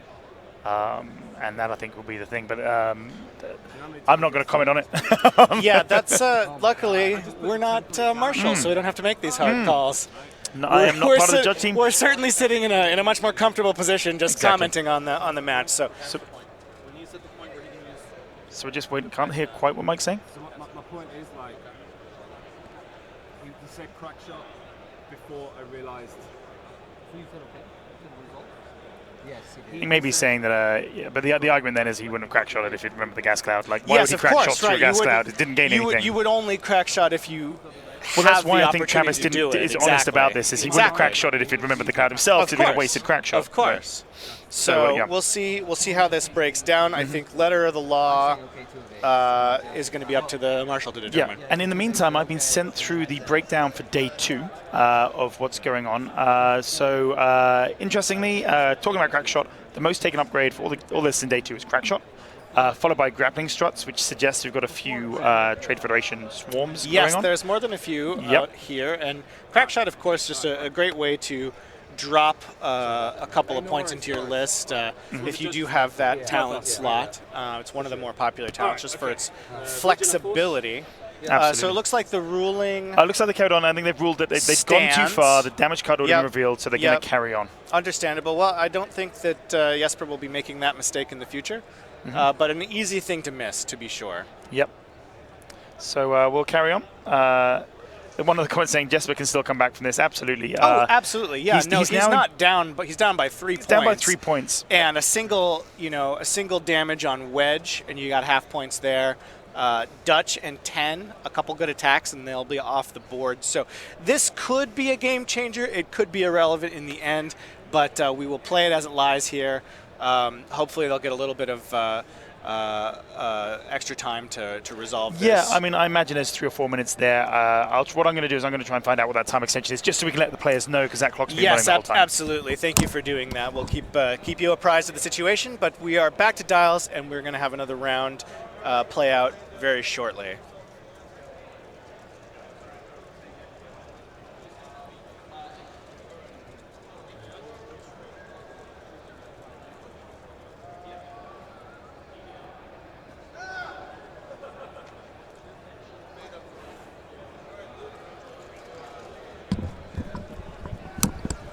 Yep, so just confirm there was a 4-minute time extension, so you can add 4 minutes to the clock on there. So which brings us back to about exactly 20 minutes. Yeah, it was about 20 minutes when they started doing this. Plenty of time left to get a very definitive result to this game, I would think say. so, yeah. What I'll do is I'm going to set myself a timer, so I'm going to keep an eye on when that clock goes, so we can know what's going on with the time as well as the table. Right, so what do we think here? I mean, I'm imagining here that it's tough because going after the other B-wing doesn't seem the best way to get points, but points now are going to matter in these next 20 minutes. Well, yeah, and half points on a B-wing is not too tough to achieve if you can get those calibrated laser targetings to go off. Anakin is in a good position to use Sense, which is going to let you set up some very nice shots if you do know where that B-wing is going to end up. Although the barrel roll on that B-wing does make it a little harder to predict the final position. And that's true, yeah, and the fact they do have that one Talon that I keep saying, because I always forget when I'm flying against B-wings, so they can just basically turn on the spot. No, it's true, but if he's able to leverage Sense and see that one Talon, he'll know exactly where that B-wing is. Yeah. So I think it's a better play for the B-wing perhaps to do a maneuver that can be modified afterwards. Well, I wonder if Anakin will spend the Force to do this, because he could spend the Force to get 10 num or Wedge's knowledge on where they're going. True. If he so chooses, but that is also a Force down on Anakin. True, but I think Anakin's at full Force. He is, but if he wants to reposition with the fine-tune controls, he loses the Force there as well. Yes, it is a renewable resource, but you can't do everything you want to do every round. That's very true. Yep. He's not quite Vader yet. We will see. I see it dialed, though, so I do think that perhaps... Yeah, we've moved on. Yep, we've moved on. So Sense has not been used. So this is the one There Talon. is the Talon roll. So Braylon turning around, getting the stress and getting to reroll 2 dice. Yeah, very nasty. Very nasty ship. In here. Yeah, and then really he's got all the options he wants to remove that stress if he's still got it next turn. So he's fine. The following turn, he's not got to worry about any obstacles there. Yeah, and of course, while he's stressed, he gets it on the attack and defense. So kind of arguably better than a target lock. I mean, if you're rolling 3 dice, nasty. Locks are more likely to reroll 2 than all 3. So it's essentially a lock on attack. And then you get it on defense. Yes. No, it's a very, very strong ability. He's going to come this way. Yeah, and you getting it twice. The only downside is you're unlikely to have both focus and those rerolls. But you might get the lock if Dutch comes in and helps you out. Yes, indeed. In here, too hard. So hopping over the gas cloud there. Yeah, this will be very interesting. Dutch coming in for some support. I think Anakin's in a pretty good position to maybe take one of these ships out. We will see what happens, but he has to worry about Wedge. I mean, he'll hopefully be behind. I mean, he'll be behind that gas cloud, and he's going to remember that gas cloud ability. Oh yeah, I'm pretty sure he will. But ingrained in his mind. But if he hard turns with Anakin here, even if Wedge has a shot, it's through a gas cloud. Yeah, not a great shot. I think Anakin can certainly take some heat. Yeah. And yeah, like I say, he's got all those regens still. He's untouched. The real thing to worry about is Mace, I think, at this point. Yeah, or perhaps Obi-Wan, if Obi-Wan gets very unlucky. They can both die to a shot. If you lose either of those ships, you're in some trouble from a points perspective. Yeah, and the fact that you've lost one of your guns. Yes, so, absolutely. Yeah. Looks like we've got Mace, hard 2ing round. They're just repairing the top-down camera right now, guys, so we'll cut back to that in a minute. So hard 1ing. Not sure what his options are there. He obviously has a good idea where Obi-Wan is going. Just going to check Anakin's style. Yeah. Oh, it's Anakin down there, sorry. Is it Anakin style? Yes, of course. So Obi-Wan, I keep getting the ships wrong. Obi-Wan is in Anakin's ship. Ugh. That's just a classic Jedi mind trick. Yeah, I'm going to have words with Jesper about this. Like, make the commentators' lives easy. No. Harder. This is a classic Jedi mind trick. Classic deception. Yep. They switch ships. Deception seems like more of a Sith thing, but... oh, wow. That's a crit. Ooh, oh, geez. Did Anakin take a crit? No, I'm not sure what that was from. That might be the crit that was on Obi-Wan. I couldn't get what the crit was, but was it... what just happened? I'm going to go find out. Holy smokes. Okay.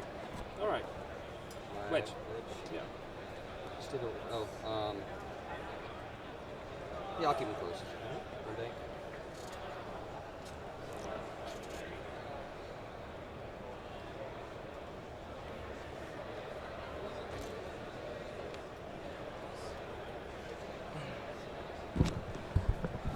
Was it a fuel leak? It was a debris cloud. He just rolled it before he moved the ship. So the crit was a direct hit or a fuel leak? Yeah, he was going to fly over the... Wow. No, so he only had 1 health. It must have been a direct hit. Obi-Wan had 2, I believe. Yeah, so it must have been a direct. Wow, that is just... That's super unlucky. So now he's lost Obi-Wan. He's got Mace on 1. Yeah, that's a real game changer. Wow, that's going to be tough now. That's really unlucky. Well, especially since he'd still be on 1 health if it weren't for the gas cloud shenanigans. But we'll see if he can bring it back home. Anakin's fully going to modded fully range loaded. 1. Yeah, target lock. He's got force and he's range 1. The Mace though might be taking a deep downtown shot from B-wing here. Yeah, we will see how it goes. He's going to lock those 2. See if he can get some paint here. Yes, that's going to be hit crit. And all 3 of those pile through. So that's 3 of the shields down. With a reroll. Oh, with a reroll. 3 shields? 3 shields. 3 shields. Not quite half health. No, but close. But very close, yeah. Nothing from Dutch. So yeah, Jesper still has a chance, but boy, that was an incredibly rough couple of things to have happen. Mace avoiding 1 of the B-wing shots, but not going to avoid both of them. That eye is actually really helpful there because he can reroll it.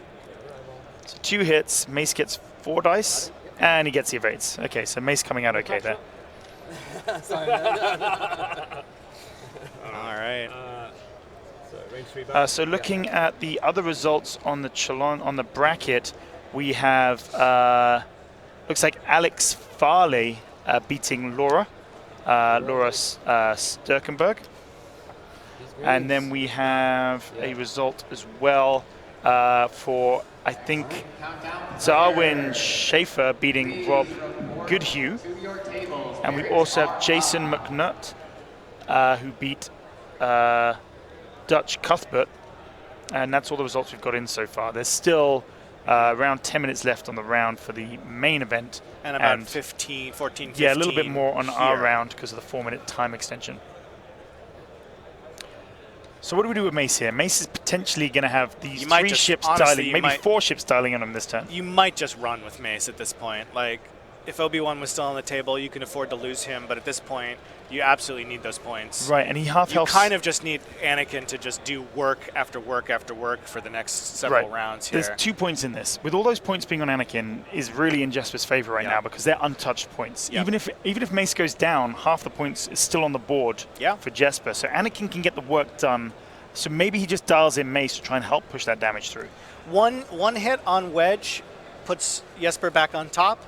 Otherwise, he's got to actually remove a ship to get points at this point. Oh, it looks like all of Braylon's shields are down, so he must have pinged one earlier, so we missed that yet, so it is half points of Braylon. That's why the points are so close. Jesper's in an okay spot here. I think he's down slightly. Well, Dutch, in theory, is the easier target because it's 1 evade dice and only 3 hull left. Right, but Dutch is right in the mix with all the other nasty things. Is being flanked by Wedge right now. We'll see what ends up happening. Braylon did not, of course, clear that stress, so his maneuvers are going to be much less... Yes, so Tendon being able to remove the stress is key, but Braylon has to live with it. So, well, the really scary thing is for Mace because, of course... Well, he has to turn. He can't go straight. He's the same pilot skill as Braylon. Yeah. So... And he's shooting afterwards. Exactly. Well, it'll be simultaneous, but he won't necessarily get the token advantage because he's going to fuse on defense. Yep, exactly. And the big thing is just losing those points at this point, although I think Mace and Braylon are close. Let's see, what is Braylon coming in at total points wise? Braylon's not cheap. He's 51, and he's got crack shots, so I'm guessing 52. What is Mace's value? So if you piece trade there, Mace is 48. So yeah, actually, if you piece trade there, you are tying up the game. Yeah. which is kind of fascinating. Yeah, so Braylon's on Actually. 52 points. Yeah, so yeah. Not that Jesper. Are we still doing final salvo? I've been out of the loop for a while. Salvo is still an option on the table. So if Braylon and Mace peace trade there, you've got a very disadvantageous final salvo the Rebels want for the Jedi. The Rebels want the salvo. There's So- 3, 6, 9, 11 dice on the salvo for the Rebels against 3, 4, 5, 6, 7 for the Jedi. Yeah. So the other option would be to just you gotta worry about Wedge though, because Wedge can remove you before you get to do anything. So Right. this is a really tough place for Jesper to be in. If Obi-Wan had not had that series of really bad luck and slight forgetfulness there, it'd be a much different game. But it is still very possible for Jesper to clutch this out. And Dutch here chucking all the locks onto Mace. Yep. I think it's a sensible move from Braylon, trying to get out of Anakin's Oh, arc of here. course. You don't want to take more And heat from potentially Annie. even getting, no, he won't get a bump, but Anakin No, this can't is good. hard here. This is good. This gets him focus, stress. This puts guns on Mace, Mm-hmm. which it looks like Mace is just going to go for that peace trade here. Which, what else can you do Well, at Mace this point? might be able to barrel roll out of that arc. It's tight, though. I'm not sure you want to risk it. It looks very, I hear him saying, don't think there's quite enough room for that barrel roll. Yeah, that could just take him off the board, and that'd be the worst thing you could see at this point. But he could barrel roll in and boost, potentially get out of that. Whether we get out the B-Wing arc, I don't know. I don't think so. I think we're better off taking some tokens here to defend. But here's the thing. Wedge could remove him before any fire. I imagine Right. Wedge will be coming in hot. I would imagine He's still got those I still got those S-foils closed at the moment. Of the world here, right? No. I mean, Jesper will know if he's going to get a shot from Anakin on this B-Wing first. If Anakin's dialed in a 2 S-loop to the right, he may be hedging his bets on putting some damage to, or at least taking that focus away from the B-Wing. We will see. This is going to be a real nail biter of a game here. Oh, it's been a fantastic game to watch. Someone asked if this is top 62. It's technically what we call top X. There are 98 players left in, so some people get a bye. So this round, after this round, will be the top 64. So this is the equivalent of a top 128, except we only have 98 players. We'll keep it closed. So yeah, he's keeping those closed. foils closed because if he can take out Mace before Mace gets a chance to fire, he is going to be in really good let shape. him boost in here and get a shot. Absolutely, that's what I would do. Only 2 dice, but you're reducing that agility, and you never know. Jesper's That's already true. rolled one really unfortunate crit, so Right. could have a bad defense roll as well. And no crack shot on Wedge, which is actually kind of fascinating. Yeah, that 1 point bid. That is very surprising. I'm a very aggressive player. I would have put crack shot on everybody. Yeah. Especially since Wedge can really punch that damage through. But I'm sure that 1 point bid has paid off in numerous matches. I'm sure it has, yeah. Against 6-on-6. And swarms and things, so anything where they're maxing out 200 points. Absolutely. So he's taken the is that link action? He's got the focus and the boost. Well, this is interesting. So do you go for half points on Wedge at this juncture? I'm not sure. Because it looks like he won't be getting shots on Braylon. Legion Force, right? Yeah, I believe so. That's not a main. Wow. Tough choices.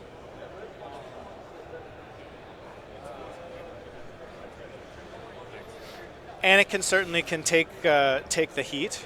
Jesper probably just trying to figure out how close to Wedge he wants to get. Well, 1 damage on Wedge is half health on Wedge as well. Exactly. So And Wedge is actually more valuable at this Right, point. yeah, I believe half health on Wedge is a better buy than a fully deleted Braylon, and easier to achieve too. Yeah, to so boot. half health Wedge would net him, 23 points? Yeah, that's going to put him ahead. Yeah. So Even if he loses Mace, yep, absolutely. This is a game of inches. Yeah, Absolutely. it absolutely is. Every single point counts. Yeah, and whether he wants to potentially barrel roll Well, to and get he's an got unobstructed to shot. think about future rounds as well because that's going to be a factor too.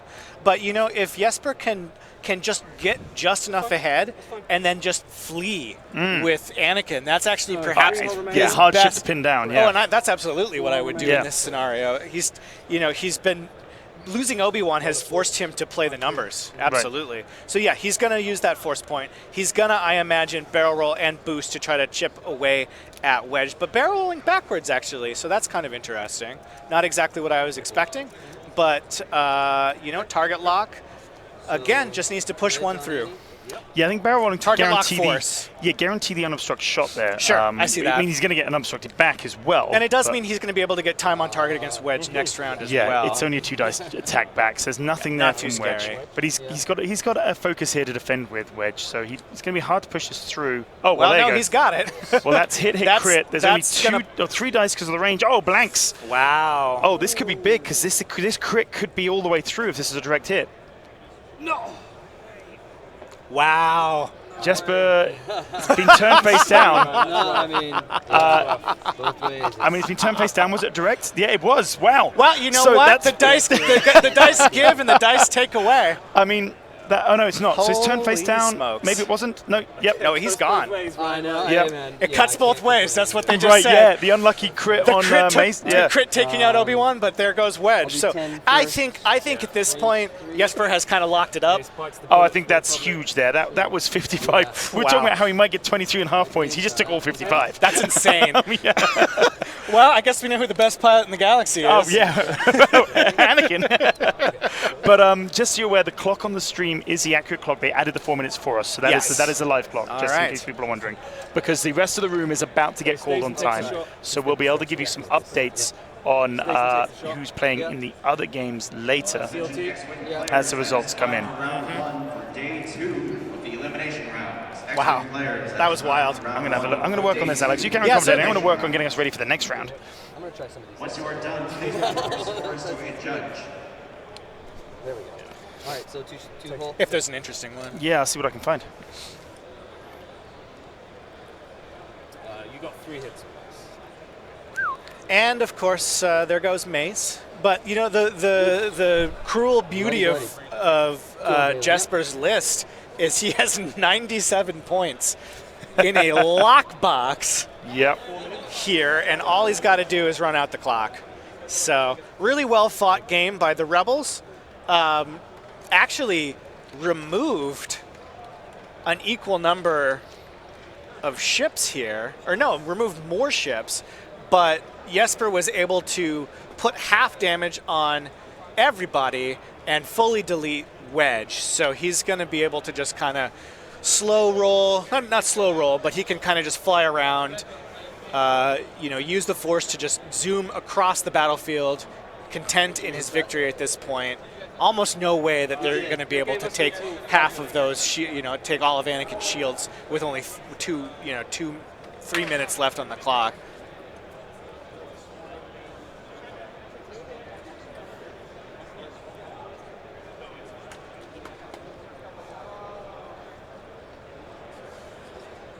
The Jedi will sail into the next round, almost certainly.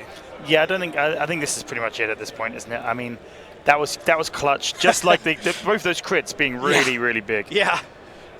Well, that's what keeps the game exciting. You never know what that deck is going to hand you. And the debris cloud, while it seems safe, sometimes not so much. All right. So yeah, Mace off the board. I think Anakin's just going to spend these next 2 minutes making sure he's not getting shot. Just leave. Yeah. I think it's going to be a 3-bank boost barrel roll. All those ships are facing the wrong direction. He can just fly away. Absolutely. There's some hard turns they can do to try and get in, but if it's not a 3-bank boost barrel roll, I don't know. No, those ships are way too slow. Yeah. Way too slow. Can't catch an Aether Sprite in a Y-wing. No. You can try. I mean, those Y-wings are a little bit lighter than the ones that the Republic True, flew. they have stripped off some of the paneling, but nevertheless. Yeah, so Anakin might not expect it to be that slow, but yeah, fast.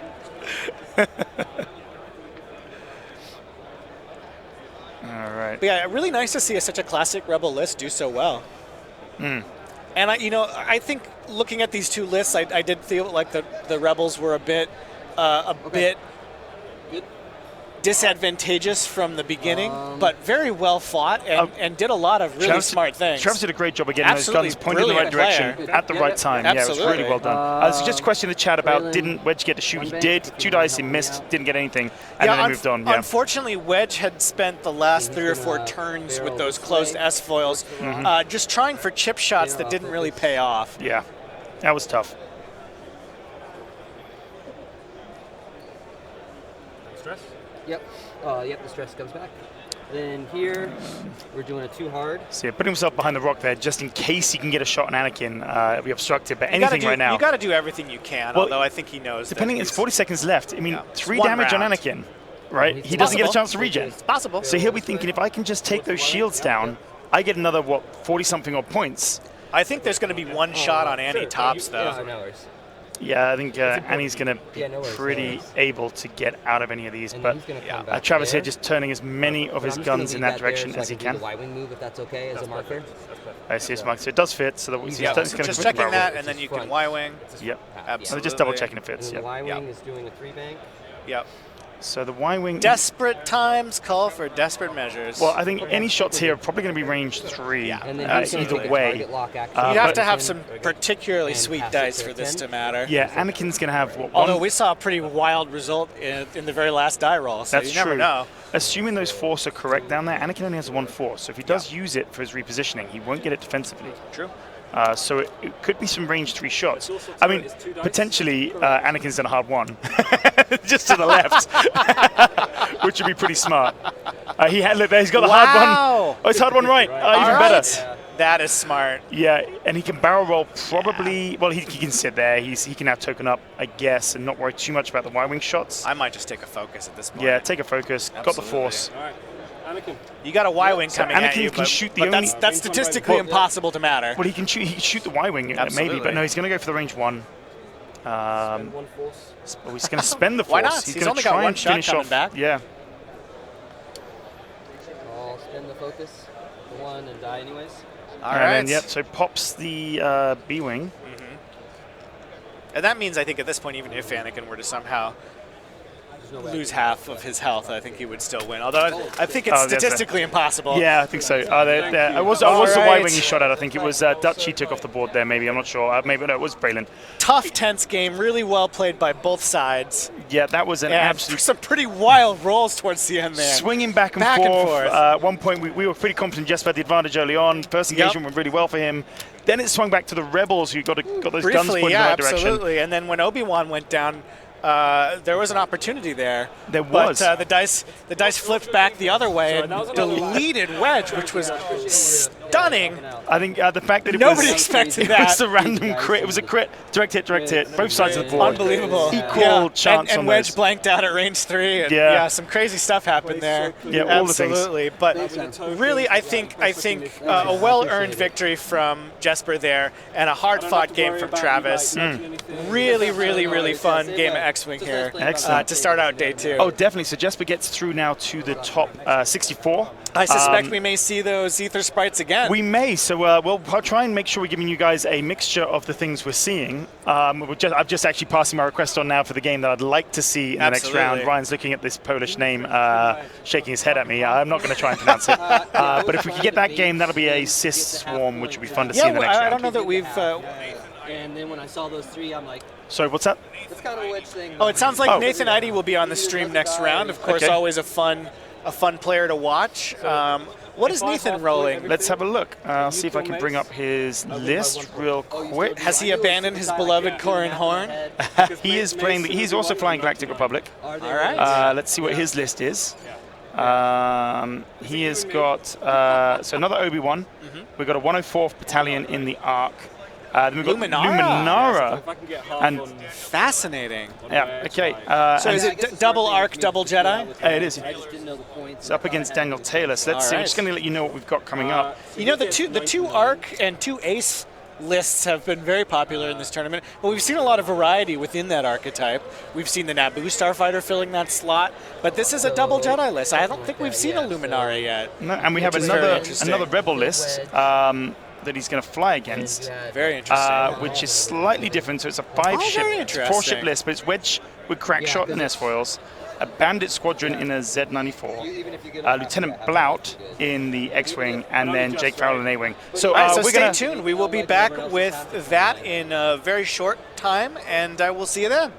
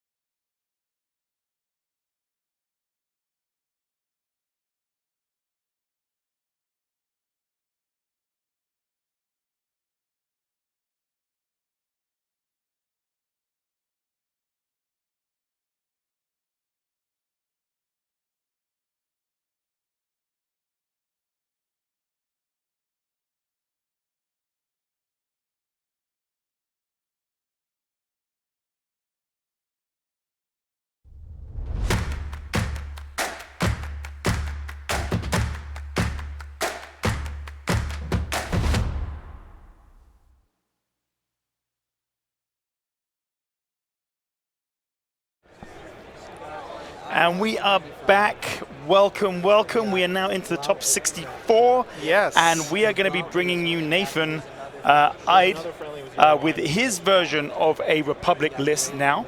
Yeah, and it's quite slightly a different take on things. A couple arcs, Luminara, and Obi-Wan. So very much more the less the ace style play and more the list support. It's got a lot more health on the board, a lot more firepower. It looks like we got calibrated again. Both so taking that's calibrated, nice. yeah. Nice to see that different take on the Jedi.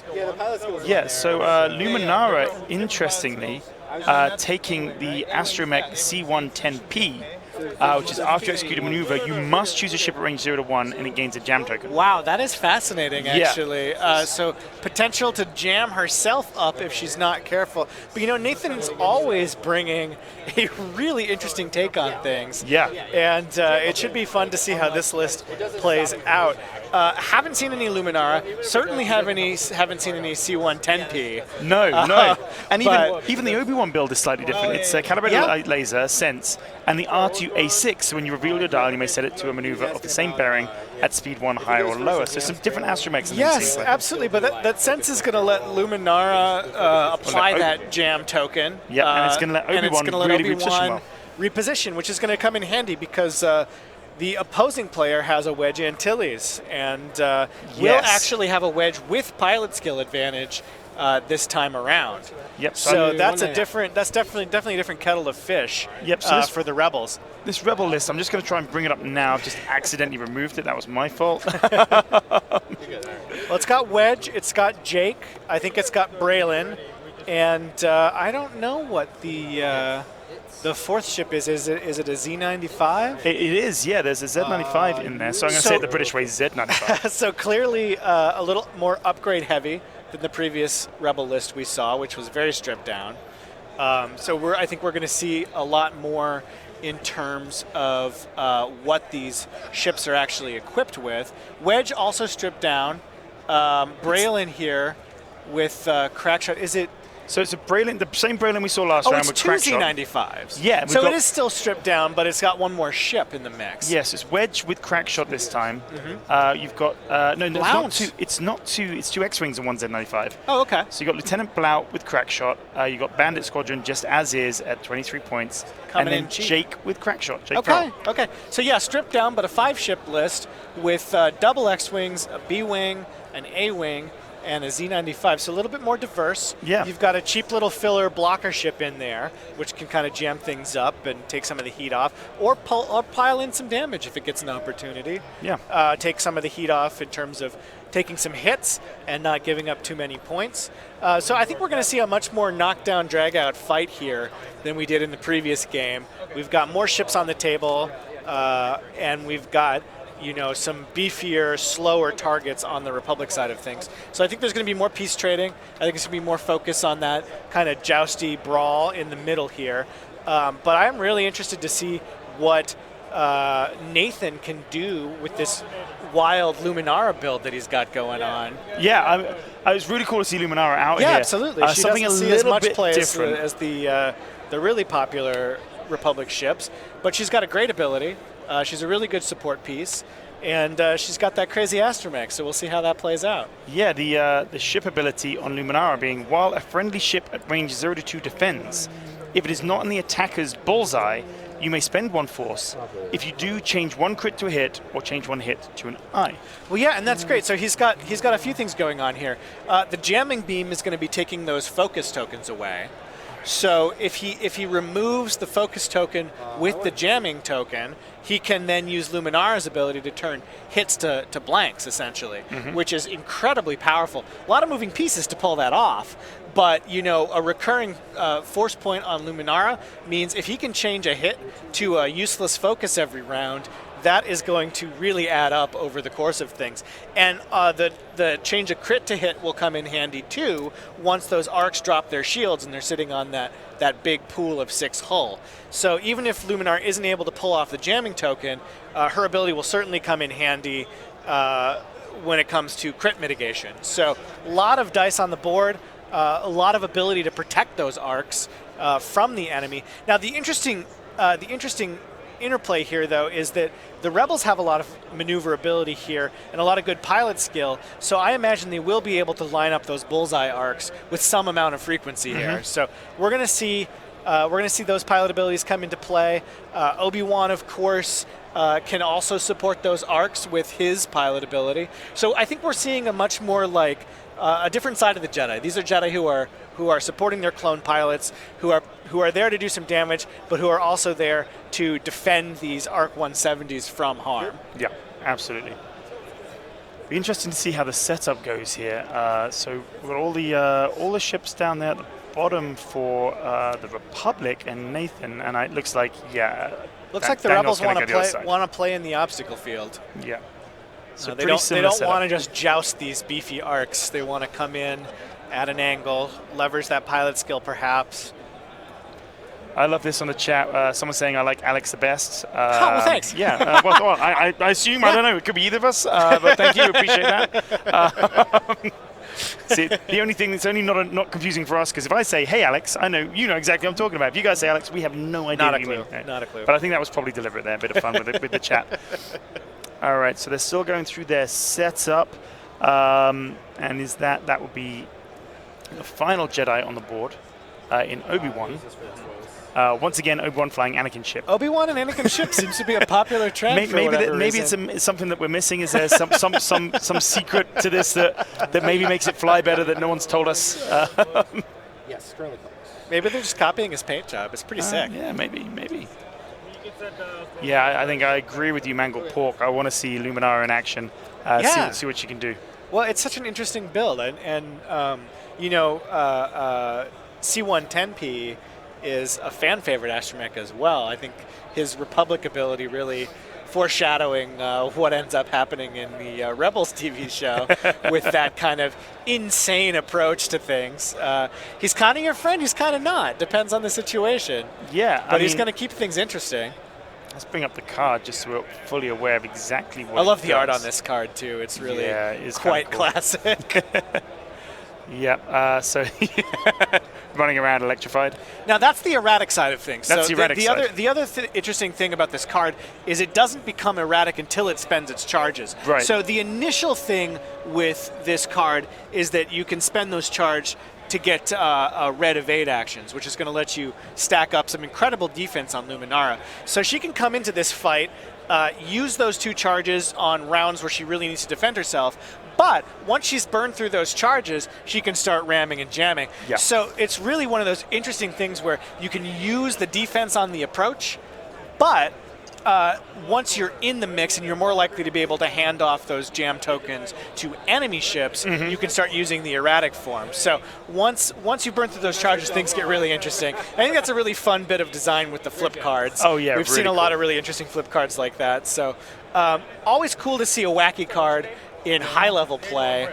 They're harder to kind of crack the code on, but obviously Nathan, one of the best players in the world, has figured out a pretty interesting approach with that. Excellent. And I didn't see them roll for the bid, but the bid could be quite important here. Lots of ships on 4. In that we've got Luminara on 4. Yeah, that's a big deal, actually. And did they roll? Do they have the same? Are they both at 200? They're both at 199. 199. So they both got a 1 point bid. So yeah, this is going to be a very important initiative breakdown here. I guess we didn't see it. Maybe it happened and we missed it, but we'll know once soon they get going. Yeah, absolutely. So it looks like they're just making sure all the players are down before we start. So it looks like we'll be live with the clock in the rest of the room, which is always really helpful for us. Now, what can you tell me about that funky-looking dial down there? Is that a cool promo dial? It is. That's from the one, OP department. I think that's one of ours. I can't quite tell from here. The camera's a bit blurry. The one at the top is one of our cardboard punch dials for Wedge. It's available on the prize wall. Oh, very cool. So yeah, that's his helmet on there. That's really cool. Playing with cardboard punch. Yeah. All the Red Squadron were available on the prize wall. Oh, very nice. nice. Their That's very cool. punch, much like we did with Plo Koon. And I imagine those will just keep coming and later. Well, now we've played around with it. We know what we can do. We can maybe do it in other things as well. Yeah, very cool. But looks like we are away to the races here. And starting off with our Bandit Squadron pilot, just 23 points there. The humble but mighty 2222 Squadron. It's a 2222. That's right. All right. And then you have the Bandit Squadrons who are initiative 2. So I think once we see the 4s go, we'll get an idea who was given the initiative or who won the initiative. Yes, soon enough. That target lock in the debris field. Now, I wonder, is there... So if he jams himself, he can... You can do it. Yeah. No, very few people do. There's a couple things that... There are a couple of abilities that let you interact with obstacles that you have target lock. Neither player has those abilities, but Nathan making use of a rule here to do some measuring. Well, and also, why not? Well, the other thing as well is if Luminara does end up jamming one of its own battalion ships, that lock doesn't matter. Just take the lock away. It doesn't take the focus away that the ship might have. So pretty clever getting those locks on.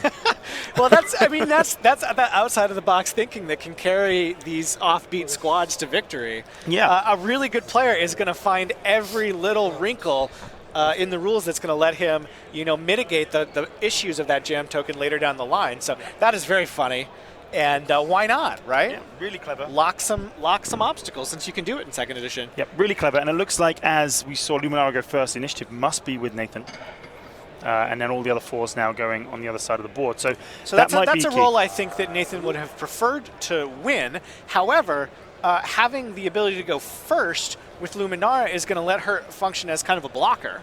And if those charges go away, not only a blocker, but a blocker and a jammer, which gives her even more opportunities to mitigate those hits into focus results. Nathan may well have won the role and decided to take it because it'd be interesting to know. It'd be interesting to know if whose choice that was.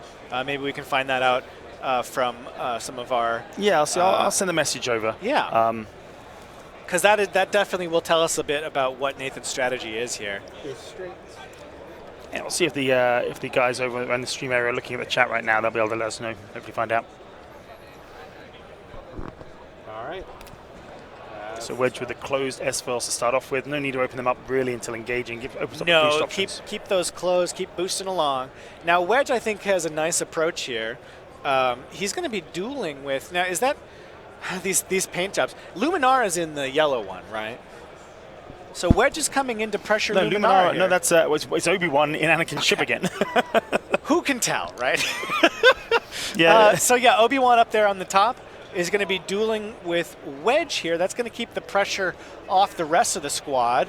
I like that choice on the part of Daniel here to not let Obi-Wan get any kind of flank off if he can help it. I think this is a very interesting deployment. It's kind of surprising to see Obi-Wan way up there.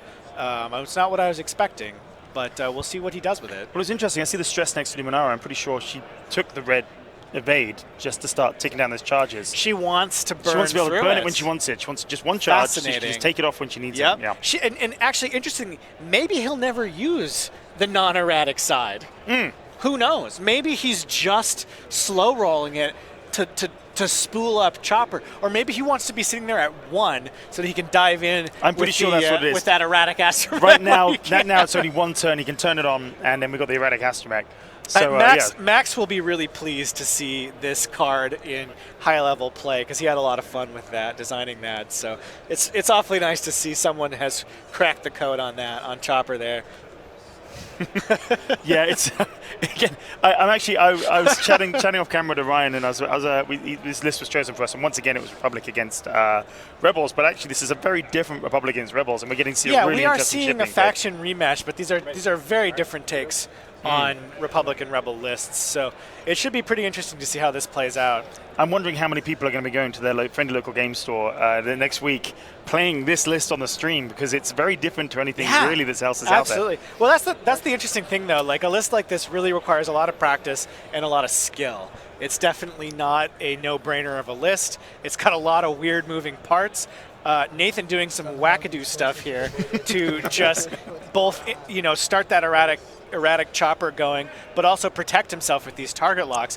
It is pretty hilarious. Yeah, I mean, and this is the thing. He can turn Chopper on earlier. Yeah. Because the target locks, I'll just take target lock. Why not? If he really wants to get it going earlier. I imagine he won't. He can just slow roll this now and take that red evade. I think taking one charge off is very smart, because that lets him turn it on exactly when he needs it. Sure. Yeah, it's pretty fun. That's for sure. Let's have another quick look at the exact wording on it. Yeah, so set up, quick face up. After you execute maneuver, you may spend a charge to form a red evade. And there's even while another stressed. target lock on that obstacle going down. Yeah, why not? In case Luminar has to burn herself. All the choices now, and Luminar, I'm sure we'll move that on.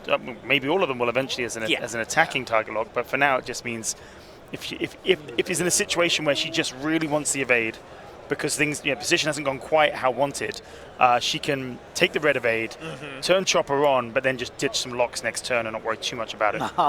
So yeah, if she's forced to take it earlier, that's fine.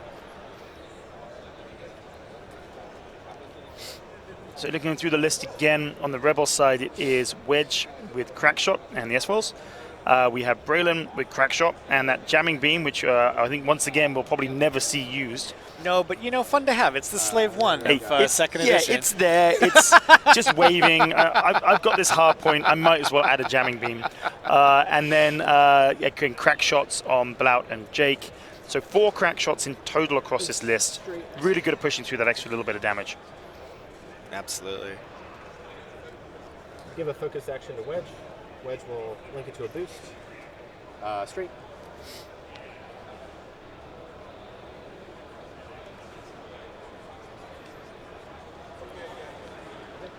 Down here. Huh? All right. 3 bank here.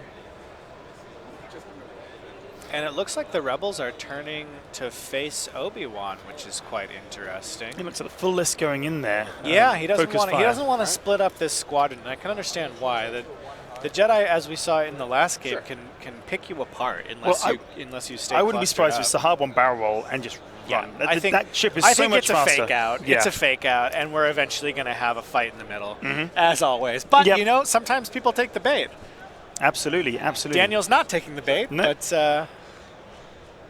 Well, he might. He's turned into face Obi-Wan, and Obi-Wan's just like, nope, I'm out of here.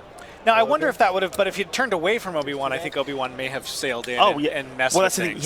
You kind of had to go out there. Otherwise, Obi-Wan would have flanked. So by putting for Obi-Wan out there, it was kind of saying, well, you're going to have to come after me, otherwise I'm just going to flank you. Now, I do wonder where Nathan actually wants to end up eventually is maybe in this middle. Maybe he wants to get these channels for those arcs to come in and sort of cruise across the board with those 3 attack dice for as long as possible. I think that's definitely in his advantage. That's a pretty good list to joust with when you get right down to it. It's very tanky. He can kind of focus on one Rebel ship at a time and take them off the board. Whereas with Luminara on the table, it's going to be very hard for the Rebels to get through those arcs with any kind of speed.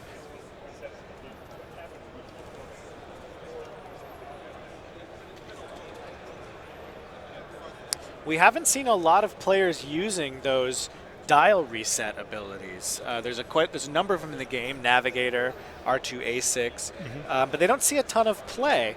But as a combination piece with Sense, that's really interesting. You can Sense with Obi-Wan, and then you can change your speed based on real information, not just something that you've seen previously. I like Blout on the list here, having the basically it feels like a bit like a cheap X-Wing. Being that he gets that, as long as he's flying with his buddies, he's going to get extra dice. Like if one of his guys is close enough to the guy shooting. That is a discount. That's choice. a bit of a discount X-Wing when you. He doesn't get the extra shields or hull. No, but or the extra hull. Sorry, or maneuverability, or boost, or these are T65s. Or white barrel roll. Yeah. The Z95, not the best ship to tool around in. No, it's 2 hull lefts. But it's potentially getting that extra attack die, but it's a lot cheaper. So interesting to see it out there. I enjoy that archetype. I like the TIE fighters that bring that to the table too. You kind of get your sort of discount interceptor in that way as well. And it's fun. It's fun to have conditional benefits. It's a way to get a bargain priced 3-dice attack, which is interesting stuff. Interesting question from Timo here saying, why is Daniel not also locking random obstacles? In case this jam comes into play, to have them ready to ditch. Perhaps he hasn't thought about that. But I'm not 100% sure who gets to choose. I think whoever's doing the jamming gets to choose. Or gets to choose green or lock. I think. Yes, that's what it is. If it's, so the locks aren't going to do you any good defensively. Right. Because Luminar would just go, no, I'm going to make you take a green token. Yeah. And then you get to choose which of your green if you have more than one. But so the locks won't do. That's a good point. The locks won't do any good for Daniel, so he's not bothering. But funny wrinkles. It was a good question because I'd not thought about it until I actually said it out loud and got the thought motion rolling. All right. Well, it looks like one obstacle might be locked. It looks like 4 of the obstacles on the field have locks on them at the moment anyway, so maybe one lock has been thrown on for that reason.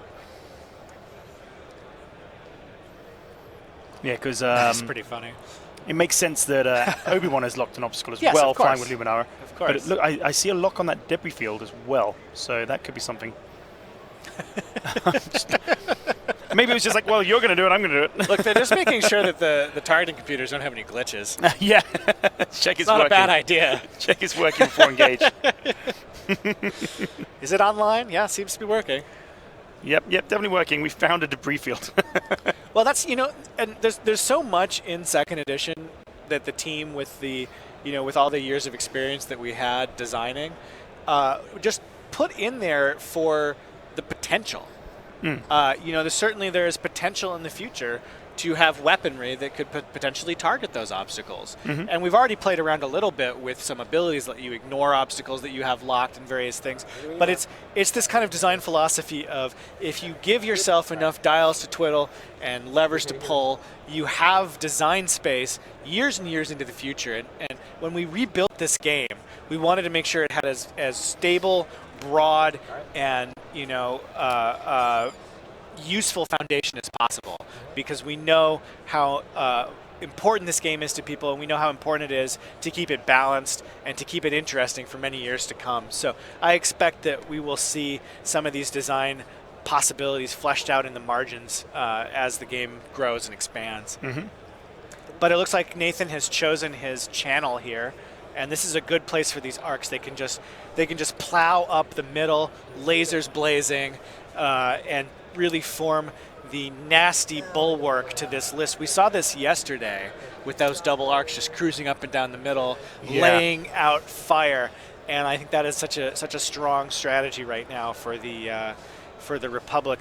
Now, if I'm not mistaken, does he have one Rebel arc and one Republic arc there? That's a good way to keep track of your different ships there. You can sort of see the different paint schemes. The Rebel one's a little older and more beaten up, but it's always nice to see players utilizing two different paint schemes to keep track of things. Just found that nice channel again. It's going to mosey on up through that, and it's potentially just K-turn up and down again like we've seen them do in the past. Right in the middle of the board there, he's flanked by obstacles. He's in a great position. It's going to be really hard for the Rebel player not to joust. And I don't think the Rebel player wants to joust ultimately. I think that's in Nathan's best interest when you get right down to it. So we will see. Everything in Nathan's list is kind of built to enable a strong joust. Luminara can protect his ships. Obi-Wan can recur those focus tokens if necessary. So this is definitely a list that Nathan wants to just plow headfirst into the enemy squad. And the Rebel player, Daniel, obviously knows that and does not want to let him do that. But we'll see how it shakes out in the end. Yeah, absolutely. Let's see what's going on here.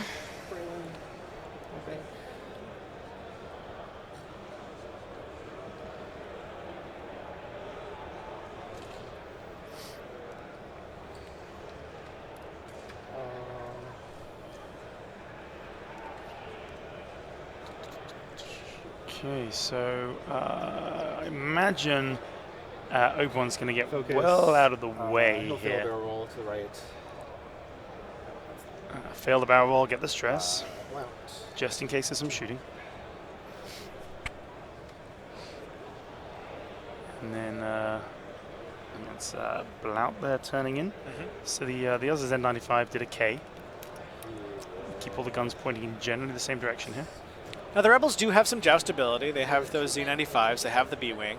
And if Wedge and Jake can kind of skirt the edges and bring their firepower to bear without taking hits in return, that's going to be the ideal situation for Daniel here. So I like Daniel's deployment as well. I think both of these players jockeying for the best position that they can have. It's going to be really interesting to see how this fight actually breaks down. Yeah, absolutely. So yeah, Obi-Wan there. I think pretty sure just barrel roll out of a shot here if he needs to, or if he maybe doesn't want to. Maybe he wants to boost round and think about repositioning. But all I think these that rebel was ships just can I think turn that in. was just a bit of a fake out for Obi-Wan. I think it was. All these rebel ships maybe an can- opportunity if Daniel had tried to joust, but Yeah. Daniel did not was too smart to let that happen. And all these rebel ships can turn in this next Yes, turn they quite can. easily Yes, they can. and start coming down. So yeah, Obi-Wan just going to boost away, maybe thinking about repositioning for next turn, possibly take a shot here from... He might take some heat, but no, No, he's he's not gonna barrel interested in that that. way. Why Yeah. give anyone a chance to score hits? We've seen what can happen with these dice. Yeah. It can be wild. That's part of what keeps X-Wing so exciting. Yeah. You know, You got these range one big hits, do there's nothing. statistics, Yeah, and these then there's range- X-Wing. This is S-foils. Wedge knocked down from range from downtown. The Legend of Anakin. Absolutely. It's kind of fascinating, really, isn't it? I mean, what's going on here? We're going to... Just marking so that he can Right. Sorry, easily yeah. move through this ship here Wedge with still yet to Wedge. move, yep. Closed S-foils. He's probably going to do a boost here to get into a nice flanking position. Mm-hmm. But these arcs are in a good place. You know, if the rebels put too much emphasis on the left side of the table here, those arcs can easily bank to the left, bring that firepower to bear. So it's going to be a really interesting match to watch. All right. Combat. So I'm not sure if we're going to get any shots. I'm going to have a quick look. It might be range 3. Just out. Those millimeters. Those millimeters. Wondering if there's a shot from Braylon also out. Nathan playing it very, very close, but Yep. very expertly. Good range control. It's always fun to see that. Mm-hmm. Always fun to see that expertise come into play. Absolutely. It'd be interesting now if both these Arc 170s go straight, or if he turns one into the left here to face up against the rebels and make sure that arc is open. No, it's a really good question. I think, given the position we're seeing, I would do a one bank to the left, because that's going to keep you. I think that's going to keep you with as many targets as possible. You're still going to get a shot on the B-wing no matter what, and that's going to let you threaten Wedge if he gets tricky with things. Mm-hmm. So I would certainly, I would bank to the left and bring the rearmost arc forward slowly. Yeah, and you're I'm going to want wondering- to stay rolling slowly until you know how this engagement I don't think he wants to is get gonna- aggressive, but if you want to get aggressive, Obi-Wan probably has enough room to one hard left there. I don't think he's going to, but potentially has that option. No, I don't think there's really any percentage in that. Although he's in a bit of a tricky spot because he may have to, unless he wants to risk flying through the debris cloud, which again, small risk but a risk. He's going to have to try to skirt around it somehow.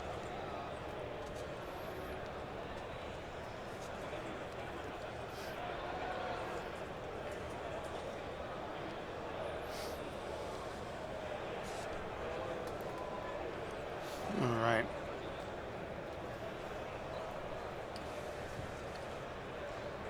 So I'm going to quick look at the dials to be sure what he wants to do.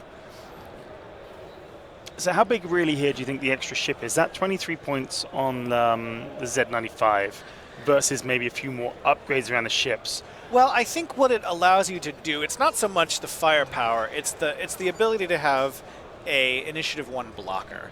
I think that's the main thing. You know, you have a throwaway ship. That's a tried and true strategy.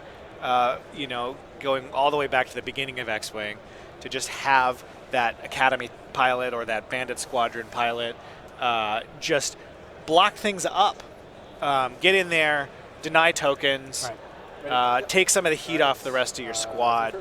It is 23 points, but at some point, you know, an extra ship on the board gives you a little more flexibility than having a bunch of upgrades. And we've also seen that upgrades in second edition are just not as important as they were in first edition, and that's definitely by design. Yeah. We really wanted to put the emphasis on ships and on flying. There are still great combos to be found. There's still an element of upgrade card building and everything. But I think as we've seen in this tournament, the most important part is your ship composition. Right. And a few key upgrades rather than where things were sort of headed towards the end of first edition, where you had 7 or 8 upgrade cards all interacting in crazy ways. We're trying to avoid that wherever possible. And I think that's leading to players choosing an additional ship over a pile of upgrades, and which is for the best. Utilizing the inbuilt chassis that are in the ships, right? And we are seeing these arcs move a little faster than I was expecting. They are wanting to get into the mix quickly. So I was expecting a slightly slower roll, but Nathan wants to get to grips with this Rebel squad ASAP, and I'm sure he is in the right here. He's got a plan. He's burning that. That's it. That's it. He's going to start stripping these useless target locks. Yeah, off they go. But he's not even using the unerratic side whatsoever. That was not part of his plan at all. Nope. He just has a complicated setup in order to enable Chopper to start jamming things up as soon as he gets into the fight. So that's pretty cool to see. He's still got a few someone turns who actually wants the quote-unquote bad side of the card to kick in. So that's There's still 2 more turns. He's got 2 other ships he can strip, including himself. 3 really more ships to just jam himself without any downside. Yep, absolutely. Unless he chooses to utilize the locks in a more aggressive standpoint. Yeah, but absolutely. I imagine the arcs are mostly going to be focusing up anyway. So I think Nathan very happy to trade some fire with that B-wing here. The arcs come out ahead on that fight. Yeah, but both 3 dice primaries, but a bit tankier hull. Little tankier, and of course Luminara. Luminara able to mitigate things. Not this round, but once Luminara gets in there and starts passing out jam tokens, that exchange becomes a lot less favorable. And then her pilot ability about for any ships that engage, if the attack is not in the if it's not in the attack's bullseye, which right now I don't think. Right now it is not. Right now it's not. will be able to dial down one of these dice from the B-wing. Yeah, and probably won't matter. He's not going to be able to turn a hit into a focus and have that be useful. But there's a lot of shots coming in. The ability to mitigate a crit may become very, very helpful. Yeah, absolutely. Yeah, with a focus token, it's I think the ordering on that, but I'll have to think about it. And Obi-Wan too here, I think, is going to be able to allow focus tokens to be regenerated, I believe. And he can. If he wants to, he can spend a force to put them back on. Yeah. Yep. So that's going to help the defenses as well. Yeah, much more defensive loadout here on the deltas, both taking the more defensive build in the calibrated laser targeting. I really expect these arcs to be surprisingly durable, given all of the Jedi assistants that we see on the table. We've seen a few of them on the board, and not many of them go down. In previous they're stream games. just a really good ship, and a cool-looking ship, too, so it's nice to see them have a really solid role in the top tier of competitive play. Yeah, it's 9 damage to push through to take them down, and it's 9 damage to push through to get, 40-something points? 42 points, I think? Yeah, 42 points for 9 damage. That's a really quality generic. I mean, it's it's fairly easy to push that damage through on them, but it's still a lot of turns invested for 42 points. Absolutely. So we got range 2 to an arc, 3 to Obi. We're going to see a lot of firepower this round. Yeah, so wedge first, but it's going to be a lot of shooting. That was the interesting thing. Nathan going faster than I expected. I really did expect him to be taking some longer range shots here, but no, he put that arc right into the mix, and he obviously knows what he's doing. So wedge with 3 shots here. There's no dice because of Wedge's abilities. That's the shields down on that 104th Battalion. Absolutely, but he's got Luminara to protect himself from hits, from crits rather, if that becomes a factor. So we will see how this plays out, and he's going to be able to shoot back. Wedge, of course. Looks like Anakin. I think he's going to check for obstructed. Brent here having a good look. I'm going to say so no bullseye unobstructed. No bullseye unobstructed. So just a light shot in return. Not going to be able to leverage that calibrated laser targeting, unfortunately. But maybe we'll chip a damage through on Wedge if the dice are kind. We've seen these long-range shots do that. You might as well shoot. This front corner is closer than yours. Oh, they're not parallel. Interesting. So it will be obstructed. Oh, so yeah, probably nothing too exciting for Obi-Wan here, but he's in a good position for next round. This is just going to be 2 dice. And he had to spend a lot of effort to kind of get back into formation after flying out there. Well, there you go. Talk about poking it through. 1 hit against 4 dice. It does go through because that focus was spent. So there you go. 1 shield down on Wedge. This is why you always take the shots. Yeah, you may as well. Pinpoint obstructed range accuracy 3 from Obi-Wan. Never count a Jedi out, right? No, yeah. Canny Jedis. But yeah, very bad luck for Wedge there, but still just 1 shield, so not the end of the world. A pretty good trade, I'd say, 3 for 1. Yep. Ultimately. Yeah, I think the dice cam wasn't up for that one, but we just saw it come up there, so that's good. This might be the B-wing looking to see. That's close enough. I'll have him take a look. Oh, is this? I think they're trying to determine whether it's range 1 or not. Yeah. Or obstruction, perhaps. Maybe Luminara's ability coming in here. I'm not really sure what. One nice thing about being on stream is you got to judge right there. Oh yeah, absolutely, especially on day 2. Braylon is like this, and Luminara is like this. right? So checking for obstructed. Yep, there's the back of Brent's head. Proudly made in the USA, apparently. It could be somewhere in the middle of the base. Somewhere in the middle of the base is closest point. It has to be 2 corners, right? Yes, it could be Probably important. pretty close. Yeah, determining the closest point, sometimes not as straightforward as you might think. You can do some shenanigans with your range rulers to work it out when you're questioning whether it's perpendicular or not, whether it's 90 degrees. But yeah, it's also clean. Clean, okay. It's a clean shot, so it's saying unobstructed. Okay. Another clean shot. It's hit crit. So far, so good for these Jedi. Stress reroll. Oh, yes. Stress, so he gets a reroll. So he's not spending that focus. He's choosing a reroll instead. Yep, well, there you go. I think So that's wise. You need to do as much damage as possible with Yep. these B-Wings, and that focus could certainly come in handy on the offense So here. Luminara pinging a shield there off of the B-Wing. You definitely want to use that focus for the turn fire, I think. Yes, I think so. This one, I think, might be obstructed. It's hard to tell.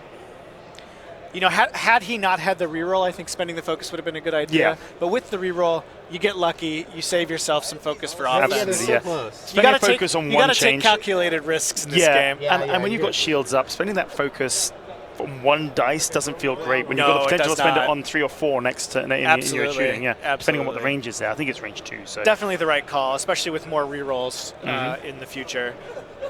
So Brent once again being called in to determine if it's obstructed. It's a pretty messy So if you go corner to corner, first engagement. but since it's not From the straight, arc line? yeah. Or? So it's going to go from, we're going corner, not the arc line. Oh. Corner of the base, right? Because the base is what you're measuring to, not to the arc line. Oh, okay. True. Well, corner to corner it is, but it's not going to be on this. It's not going to be on this corner. Why not? Because it's not corner to corner. It's closest point on the base. Since he's not straight, it's turned, so it's going to fall in the middle. Because they're offset, the closest point would He's not turned that much. It'll be interesting to see. Sure, but I think it's more close to, well, like right there, and not actually the corner itself. Interesting. He's getting a much better view than we have with the funny well, angle. this is So certainly. even if it's like right there, it would be obstructed. You see that? You see where I'm going with that? Yeah. So, yeah, I just don't understand how close it would be front. Right, because if it was straight, it's tilted. Yeah. So this front corner is actually a little bit closer on the plane. So Brent explaining there that he doesn't think the closest point is actually the corner of the ship. I would think that the angle would have to be a lot more significant in order for that to be the case. I mean, I think the actual point is probably like right there at that edge. Okay. But I mean, it's still obstructed even there. So Okay, if so it goes, yeah. So we can All just go. Thanks. Yeah. All right, I'll check to see if So you saying reach one of obstructed. Braylon for. That's really close too. Do you want to try to set it in there? Definitely a good run to have the judge right there for. Yeah. Because there's a lot of stuff that's right on the edge. Mangle Pork saying, I don't know how you can tell from this angle, Mangle Pork, which the closest point is. I'm going to trust the guys who are looking over the top of the ships no and have them right in their face, and there's like this camera angle that could be deceptive. So Braylon will get his extra die.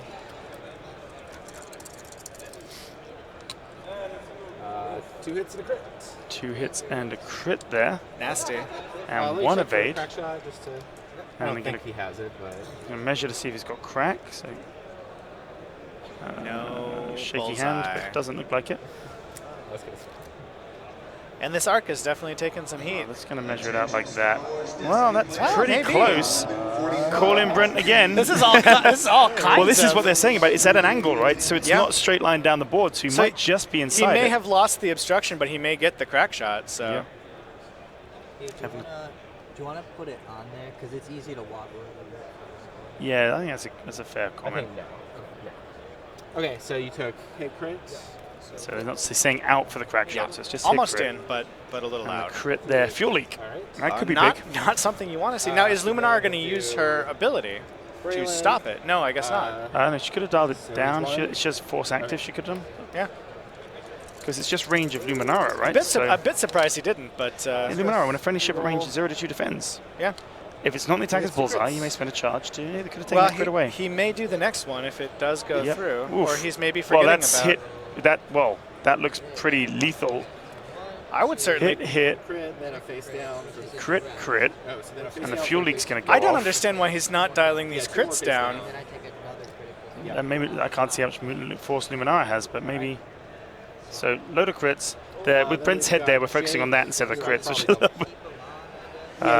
that was a ton of I- damage I, piling I, in there. I do find it a They bit can have baffling that you shots. wouldn't turn the crit off after suffering a fuel leak. Yep.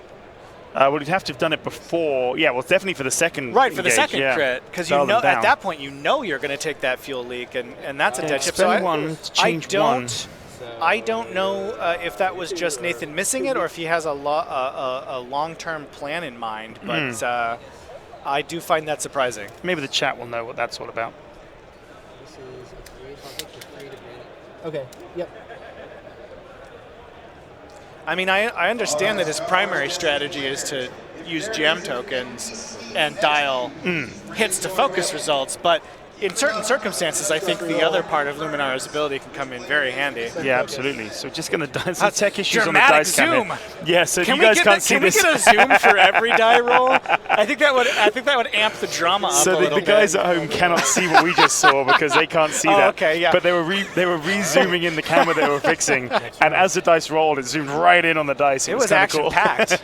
maybe we can work on that for next year. Yeah, that was kind of cool. Snap zooms. We were talking earlier about having like foghorns go off for all naturals. I'm for it. Foghorns, air horns. Bring a little bit of dance hall realness to this competition. Natty, natty, natty. Light boards going off. Strobe lights around the I don't theater. think we're quite there yet. We've got this gantry rig. We could have strobe lighting Yeah. coming down. It could have been. I got to say the setup this year is really nice. Yeah, think it's the best streaming Ryan setup Evan and the we've team had. have done a fantastic job here today, getting this week to get everything set up. It's really quite cool here. But so I think we're back to dials, and really that was a pretty terrible turn for the Republic.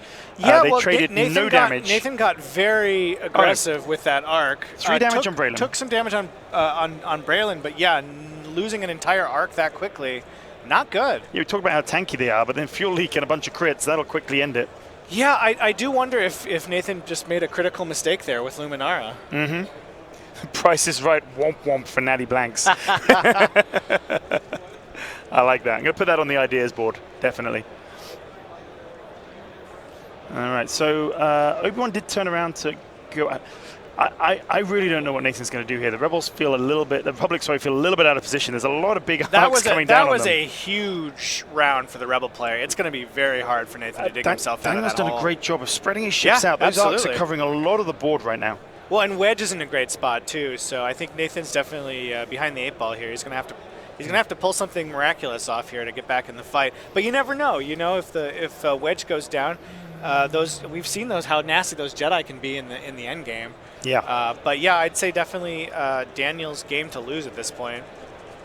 You can't really ask for a better opening salvo than that. No, that went well in favor of the Rebels. Yeah. Yeah, not even taking half health from Braylon from those shots. Points being at 42-0. I mean, the only upside really is that ship is only worth 42 points. Yeah, it's not the linchpin of his list. It's certainly anybody's game at this point, but yeah, tough to recover from that. A lot of bad luck on Nathan's side of the board, and possibly a mistake in there as well. So we will see how that plays out. I've just reached over to my drink, and a tub of Marmite has turned up. I'm only going to assume that's Richard Greenaway. He wanted to make sure I got Is that gonna have a nice place in your pantry? I can't get Marmite here in the UK, so I can have Marmite on toast. That'll make me very happy to have that. So thank you, Richard. Can I just smell it? You can if you want. It's yeast Oh extract. my lord! Just a thin layer on toast. It's fantastic. I'm going to make some for you, Alex. You're going to love All it. right. I don't think I've ever had. I've had Vegemite, but I've never had Marmite. It's essentially the same Is it thing. the same yeah, thing? yeah. There's very little difference there. Marmite sounds worse. Yeah, I think so. Like just orally, it sounds like it's such a like divisive a marmot kind of. Yeah, and or it's so a mite. divisive. I don't know if you want mite in the name of a food ever, No. but yeah, it is. Can I take a look at that Yeah, packaging? sure. The thing is, like, we have a saying in the UK that something is Marmite because people either love Marmite or they hate it. Sure. So like, it's become a term. Something's a bit Marmite, you know. Of course. Yeast extract, salt, vegetable juice concentrate, Yep. vitamins, Yeah, I had to add vitamins to make it useful. And natural flavoring contains celery. Yeah, Okay. so if you're just tuning in, this is the FFGLive cooking show. And you're good till 2021, so you got time. This doesn't go out of date. Wow, that's what a lovely gift. Yeah, thanks, Richard. So should we talk about X-Wing? Well, they're still dialing it in. They're still dialing in. So how fast? I don't know what Nathan does at this point. That was a rough. I don't know how opener. Nathan gets out. Wedge can go slow here and just keep his options open. I would. I'd one straight. Jake can with come Wedge. in. Like, there's a lot of options Absolutely. here. The B-wing. I think there's a lot of one forwards probably dialed in here for the Well, Rebels. Jake could come in and pass actions to set up a focus target lock for Wedge. It's going to get ugly for Nathan fast. I don't know how he gets out of this jam. No, yeah, of course, because Jake's ability can often used on himself to give himself that focus. But yeah, But it's great as a support piece. If you've got a tasty shot with Wedge, why not? So after he Maximize performs it. a boost or barrel roll, you may choose a ship range 0 to 1, and that ship takes a focus action, so he can pass it on to another he's ship. in a great place to just boost up there, like slow roll his initial maneuver and then boost to give Wedge some focus, get some shots in against. Does Jake have crack shot as well? I think pretty much everything that could take crack shot has crack shot. Yeah, on that list. so Jake can just boost up, get time on target on the arc, pass a focus to Wedge, and be in great shape. Yeah, the only ship not with a crack shot is the Bandit Squadron pilot, which can't take crack shot. Right. So it's everything that could take it has got it. Yeah. No, I don't know how Nathan gets out of this. I don't have a plan. Maybe Nathan does. Mm-hmm.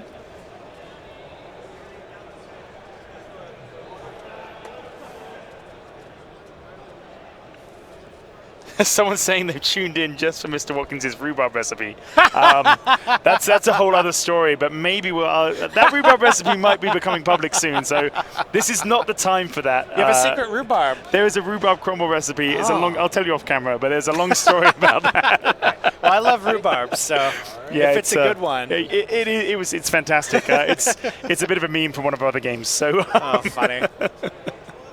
Now I just want rhubarb crumble, man. Rhubarb That's crumble not and Marmite. fair. It's not a great combination, No, I wouldn't do that to rhubarb. I'm not a monster. No. All right, like I said, if it's anything like Vegemite, I don't think it's for me, but we'll see. Depends how much it's the right amount of You toast. know, I'm going to leave it in your expert hands. Okay, You're going to it's going to maybe be a game changer for me here. So. And here's interesting. So we talked about whether the arcs would just be going K-turn forward, K-turn forward. He's found the room to do it. So This in is a comes good the move. K-turn. Okay, this is a good move because if he can get some blocks here, if he can take some of the heat off, he can maybe start digging himself out of this hole. Yep. He definitely did not want the whole Rebel list pounding away at that second arc not like at it all. did on the first turn. So. And I really like that move. And I think the Bandit Squadron here just arcing in. Here's Luminara, which is going to allow perhaps some jamming to come into play. Yes, what's the We're going range? to see. I think it's just 0 to 1. Okay. But with these ships coming in, he's going to have an opportunity. He's going to do a barrel roll here. All right, we're starting to see Nathan's tricks come into play. Tough loss of that initial arc, but it is going to give him an opening to do some of these chopper shenanigans that he's got set up. And I do like where that second arc ended up at this point. I think that's a good spot for it to be. So he's just checking which ones. It looks like he might have It's going to be take. an uphill fight for Nathan, but he's doing everything he can to get back in this game. If he's put himself out of range 1, he's going to have to jam himself. Well, now the nice thing is he's got that. He's got that target lock set up. Yeah, but it was lucky. He ended up. He was almost had to jam himself, but as it happens, he was able to just about jam. Yes. And that was the fine-tuned controls, which was he could stack the after-you maneuver effects to do the fine-tuned controls before doing the jam. Yeah. Which is quite interesting. Yeah. Now it is surprising why jam yourself and not one of these Rebel ships. I think he checked he was out of range. And he was just out of range. And he was almost out of range of Obi-Wan, which would have been awkward because he would have literally been jamming. Luminara would have been jamming himself. Which I think Luminara has a target lock out there somewhere as well. I think that might already be Or has gone. she already used that one? I'm not sure. No, I think she still does on that asteroid. That's the one that's left. So, but was not able to utilize her jam shenanigans, which is unfortunate. Not quite. But I like where she's put herself. Yes, I do because too. Wedge probably isn't going to be able to shoot. I think the B-Wing's either going to bump or go past, so protect it from the B-Wing. Now, And then will the B-Wing be able to... What is he doing here? one bank right in front of the arc. That's not a good place for that I B-Wing think that to arc's be. positioning has got out of 2 arcs, bumped 1, and might get a range 1 shot at the B-Wing here. I think I would barrel roll to the right with that B-Wing to try to get a shot on Obi-Wan. I don't know if it's going to be enough to get out of that arc. Maybe shot. not, but it might get you out of range 1, and it might get a shot on Obi-Wan. It's not a great choice, but might end up bumping his own wedge though. I don't know. Depending true, on what depends wedge on where dialed wedge in here, goes. Yeah. So that'll be a little bit awkward. Maybe created a little bit of a problem here. Yeah, yeah. No, Nathan's no joke. Don't sleep on Oh Nathan. God, Marmite, rhubarb, and now we're talking about jam. It really is gone slightly off topic today. Marmite, rhubarb, jam. That sounds delicious. So just taking the focus there. I mean, again, this angle doesn't really tell us anything. Might not It's even so hard to see. The arc might not even have a shot here, but the 170 might not have the shot. It looks like it. I think it's in from here, but again, hard to tell. Yeah. And Jake, did he get the bump on Jake? That'll be important. No, Jake just squeezes in there. Okay, that's very important because that means Jake can now barrel roll to enable that focus passing. But he's going to barrel roll away, so he wouldn't be able to pass the focus to wedge. Might be able to barrel roll. Maybe there's room to the right. I don't know. I don't think there is, because with the new barrel roll restrictions, it's going to make it So he's just going to keep it simple. Yeah, just take the focus. Very reasonable. I mean, trade some shots there with Luminara potentially. Not a bad thing. No, not at all. I'd much rather be trading shots with my A-wing against their valuable. We're going to see a range 1 calibrated laser targeting from Luminara. Yeah. That'll be pretty cool. We are. Absolutely. All right, and then it's Obi-Wan to go by the looks of it. Obi-Wan with the droid to let him change the speed. So he's now, I think that's the decision he's thinking about now with that astromech. Right, which is very helpful. Yeah, with the R2A6, so he can increase or decrease the speed as long as it's the same bearing. So does not know where wedge will be. No. But so that's interesting. You can dial in a 2-bank and then decide exactly which one you want. Yes, which is quite helpful. nice. Yeah. Lots to think about here, to be sure. Go with the 2.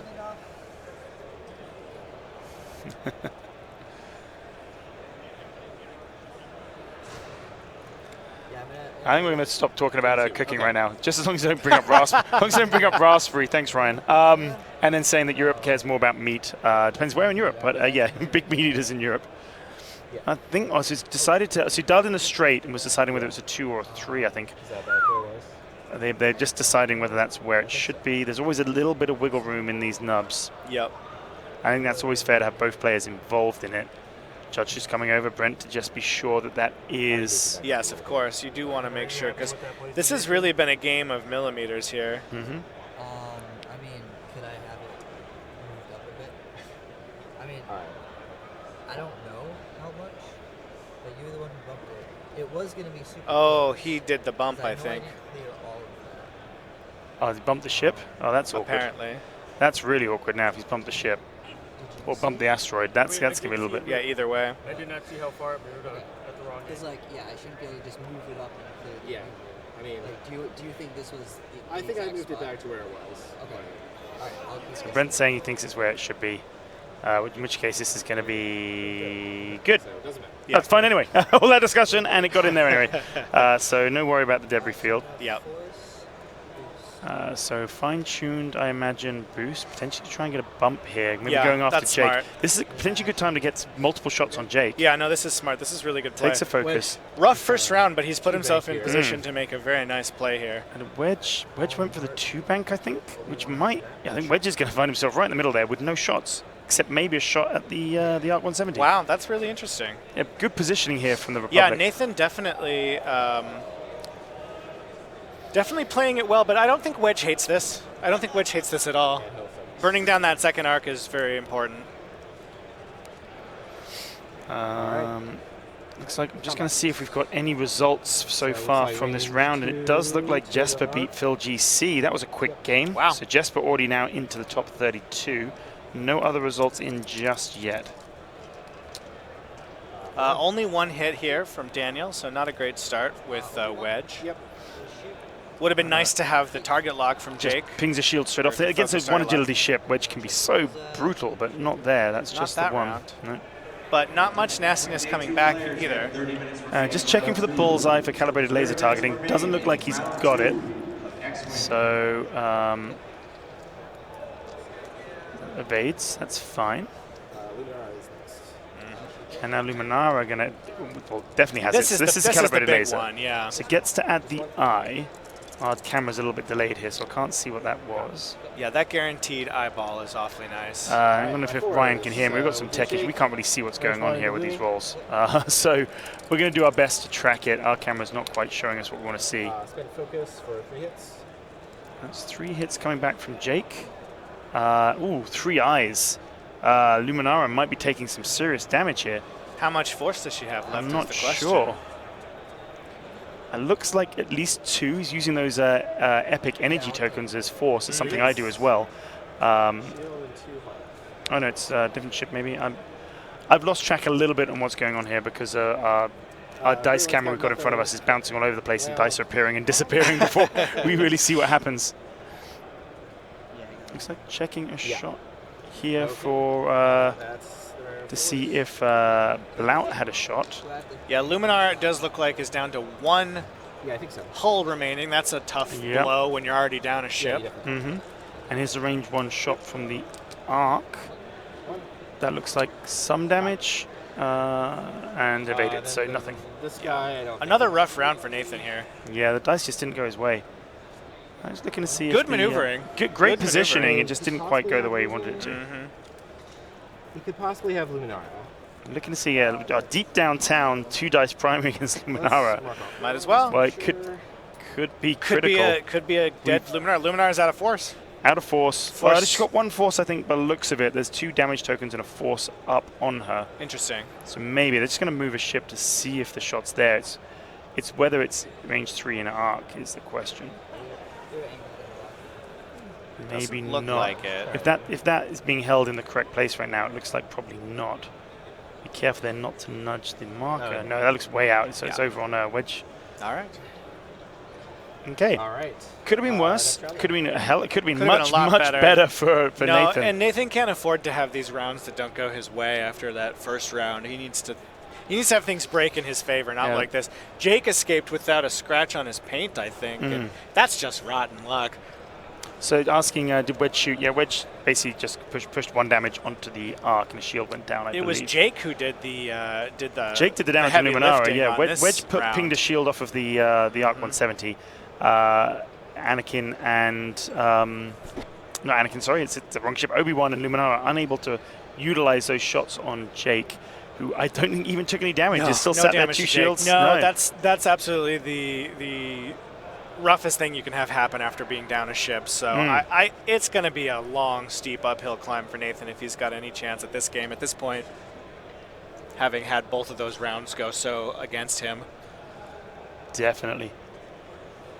All right, so where do we go from here? I think the Republic might want to regroup with the Jedis. No real easy way to turn around with their S-loops. I think they also have a K-turn on their dial, don't they? I think the Arc is in a good position to just sort of trundle forward and block things the up. Arc is saying, they've got a 4 and a 5K if they need it.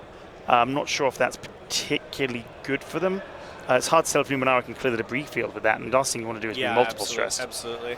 Wedge, I don't know what he wants to do, if he wants to just keep pounding away, if he wants to pull off a K-turn or perhaps a Talon roll here. I'm not sure what he's got in mind. The B-Wing is in a pretty good position to just kind of reassess, flip around, and maybe deal with this Arc, but it's really going to depend on where he thinks this Arc is going to go. Well, I'd imagine that the Arc is almost certainly just going to trundle forward in a straight line. I would imagine so, It's just a question of what speed it goes. It could try for a bank. It could try for a bank to the right. It does have, well, it's just 1 and 2 banks. Just to block things up. It's 1 and 2 banks are blue, so that's fine. We'll see what Nathan wants to do. I feel like it's definitely in the Rebels' favor still. That turn, that was a bit of an upsetting turn for really Nathan. well flown by Nathan. And beautifully, He set himself up for success, but the dice were not there for him when he needed them to be. I mean, he had better shots that round, and he still lost 3 hull and did almost nothing in return. Yeah, and that's the bit there. That's where this game is dice when it comes down to it. Absolutely. He really positioned those Jedis beautifully to not get shot at, not efficiently anyway. I mean, a single range 1 is no joke, but it shouldn't have done quite that much damage. No, absolutely. And and he was also just a hair out of that jam token, because if he'd been able to jam Jake, it would have been a little bit less painful. Or even Wedge or any of them, really. Absolutely.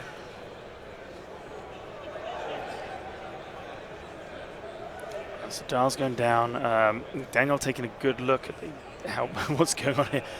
he's decided where Wedge is, where Blout goes.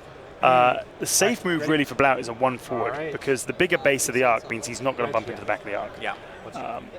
But move back over now, or so that was Sense, was it? I think. So yes, having I a good look so. at That's Wedge's a dial. smart play. It's going to let him choose how he wants to function here. That's going to be bumping all. This could be a full-on bumper boat session in the middle here. Well, it looks like the Bandit Squadron is deliberately positioning itself to bump the arc, which is going to prevent the arc from blocking up any of Wedge's or Braylon's maneuvers. So that's quite important. And here we're seeing the value of that little ship. He doesn't care about that Bandit Squadron. All he's trying to do is make sure that arc is where he wants it to be and not where Nathan wants it to be. And no that's tokens. The value of those 23 points. Absolutely. And no tokens. If Wedge gets a shot on this, no tokens, no dice. It could be if Wedge is just 1 forwarding here after the B-wing gets out of the way. Well, I don't see why he wouldn't, really. Yeah. Because I don't think he's going to worry too much about whether the Jedis are shooting him, because I think the Jedis They're are not in probably a great spot for going to be going somewhere else. He's got almost all of his health remaining. They're not the deadliest Jedi possible. They're the more defensive builds. Unless they get the bullseye. And when your build is defensive and you lose a ship right away, you're already in a pretty precarious spot because those defenses didn't come into play to help you there. So just sort of skirting the edges. He may get a shot on Blount here, but not really a great target. May just barrel roll. I was going to take the focus. Could barrel roll out just for repositioning for next turn. Yeah. No, I mean, I think you take the shot on Blount. Blount's a threat. Blount's going to be moving yet, so... Oh, true. Yeah. True. So B-wing here. Was it the one Talon dialed? Well, and I think, did we ever find out if Nathan lost the initiative? We don't know how it became, how it was decided. I'm going to check. But I don't think it's helped him to have to move first before all the other fours. I think that's hurt him in the long run. Yeah, I haven't had an answer as to how it was decided. Because if he's letting the enemy move first, that's more opportunity to jam, outmaneuver. But he's moving first. Yes, so exactly. I would guess he lost that yeah. role. Yeah, that would be my guess, but who knows? Yeah. Then we got Jake. Who's doing 2 straight. So Blount just bumps into the back. Being quite happy. Jake. So this is a bit of an alpha strike here on the Arc 170. Why not pile in, right? Yeah, even if Wedge just bumps up here, he's getting a great shot. Unless there's a K turn from Obi-Wan, these Jedis aren't doing anything this turn. No, this is going to be an absolutely brutal round for Nathan. I don't know that he's got an answer to this. They're just ganging up on that arc. Yeah. And why wouldn't you? Absolutely. No, he'll just do nothing because he's jammed. Take the jam off. I mean, yeah, take the jam off. Okay, so the jam token did come into play. It's going to help prevent a modified shot here. So it's nice to see that in action. Yep. Every little bit helps at this point. Absolutely. But yeah, real uphill struggle now for these Jedis to get. I'm curious to see what Obi-Wan does here. Did he dial in the 4K? Maybe get a free shot away without worrying about being shot at? But that B-wing is facing the other way, so he'd still get shot. Oh, no, he hard won. So Obi-Wan's staying in the fight. That's a much better place to be. Yeah, he's going to take a range 1 from that B-wing, unless he barrel rolls out. But if he barrels out, he loses calibrated laser targeting on Jake. Honestly, I think you just have to take the shot and hope your dice are better at this point. You need to. Right. Oh, he's barrel rolling out. Okay. I mean, he could have saved that force to defend him, so he spends the force to barrel roll out. That's a little surprising. I would have. Takes the focus. I don't know. I'm certainly no world-class player. I don't want to be second-guessing Nathan at this point. But yeah, I think you never really want to be in a position where you're just hoping the dice work, though, either. That cluster of rebel ships. And we've seen Braylon absolutely wreck stuff. Oh yeah, absolutely. And again, these Jedi do not have. It's a they do not have a lot of health to play around with. Not at all. All right, so here we go. So 0 dice against these 4, and that's a hit crit. The last 2 shields down. So at least that crit didn't go through. Yep, it's a plus. And now Wedge we have hasn't been hitting as hard as he could because Nathan's been very able to, keep his shots unmodified, which is important. But Wedge just chipping damage through round after round. Yep. So it looks like Jake is out now. So it's a range 2 through the debris field. Oh, okay. I don't think that's ideal. I think he was hoping to still have the shot on Jake. He's traded. Is that blanks? Oh, dear. Yeah, he certainly traded offense for defense this round, and it didn't pay off for him offensively, but maybe it'll mean that Obi-Wan stays in the fight a little longer, All right, which he so certainly is going to need. Here's a range one from Jake. For one hit. Just one hit. Not amazing. And there's an eye there, which I think... That jam token came in handy. That's the damage. Like Yeah, he actually rolled hit eye, so the jam token was vital in that roll. We're getting a little bit of a delay on these dice cams we are, for yeah. some So it looks reason. like it's a reroll, one hit, and there's an evade. Yeah. All right. So certainly could have been worse. Yeah, they are working on fixing that for us. I just got a message saying initiative was determined by a dice roll. I am aware of that. I'm just wondering who won. Yeah, who won and what do they pick? We do know how the game works, more or less. Yeah, I mean, I'm no expert. I'm much better at running tournaments and playing in them, but I understand how it worked. I'm just curious who actually won the dice roll and made the decision. I think we're pretty sure it was Daniel who won the dice roll. Yeah, that would be the logical assumption. Range 2. Mr. Watkins, you slept a few hours today. I did manage 2 hours sleep after the England game, so I'm super fresh on caffeine and 2 hours sleep. We're just going to get to watch you fade over the course of the day. That's the fun part. It's going to be like basketball. By the end of it, I'm going to be like shirt unbuttoned, kind of slumped in the chair. Well, those 2 hits came through. That's a crit, which I've shown on the screen here. That's a direct hit. Oh, dear. That was Anakin taking the direct hit. Or Obi-Wan? Obi-Wan, sorry, taking the... It's Anakin ship. It's Obi-Wan taking the direct hit. Well, yeah, even so, nothing's going Nathan's way. No, even despite barrel rolling out of there, it's all gone a little bit wrong. I don't think there's much hope left for Nathan at this point, unfortunately. That Rebel squad is basically untouched. He hasn't even scratched the paint. No. He's only taken shields. He's got half health from Braylon, and that's it. And only from Wedge and Braylon, so... Honestly, I don't see any real path to victory for Nathan here, but he's a fighter. He's going to stay in it to the end. Oh, absolutely. And those Jedis are still hit hard. They're only on 1 health each. They've got to be careful. They are around the back now, so other than the B-Wing, if Daniel wants to go after the Jedis, he is going to have to turn around. But I think he's probably going to focus on this, focus his fire now on getting rid of this arc. Well, I think he can honestly do both to some degree. I think he can keep blocking this arc. And he can also, the arc isn't going to take too much more to remove, so I think he can reposition with some of his ships, burn it down with the others, get ready to face off against Obi-Wan and Luminara as well, who are both on a single hull point, which is not where you want to be. No, but they are still Jedis. They still have their tricks. They still have things they can do. There's always hope. There's always the Force. Always believe in the Force. Although that, historically did not go well for the Jedi. No. So, at the end of the day.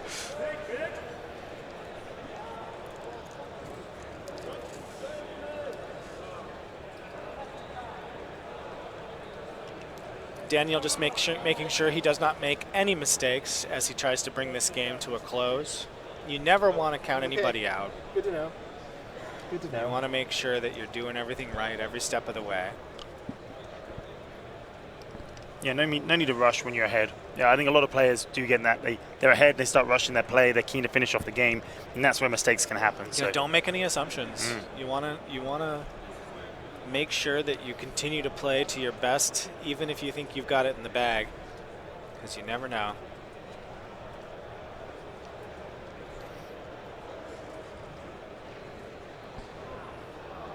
I'm just going to put the A-Wing there. yeah, there's not much room to squeeze that A-Wing dial in, so he's going to set it aside. Makes sense. Yeah, some people put the dials on their card, some people put them right by the ships.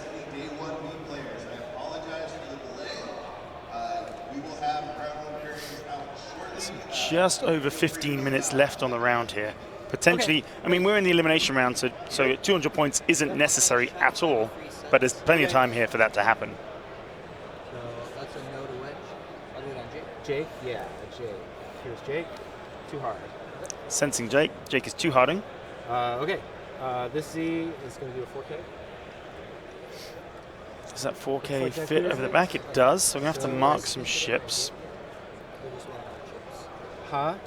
I think mark we just a have lot of ships here. Right? Like, I don't know how else we're going to do it. Like, I'm trying to see if they can sneak a template in there and go off the outer nubs. Doesn't seem the most accurate way of doing it, but if they can, that's pretty clever. I think he's managed to line up the outer nubs there. I think if both players agree, that seems like a efficient way. It's close enough. It's going to be about there, facing that way. Does that look good? All right, there's a lot of X-Wing neurosurgery involved in play, especially when you have this many ships in the same spot. So I was infamous when running events. If people needed to come and do check line of sight or anything like that, I'd do it really accurately and get it, and then as I draw it away, knock something completely else out of the way. Well, Max is a little bit infamous around the office for just bumping stuff like crazy in playtesting. So he has definitely got on the record saying, like, this is why I don't judge or play competitive X-Wing. So it doesn't matter too much in playtesting, but it is pretty amusing.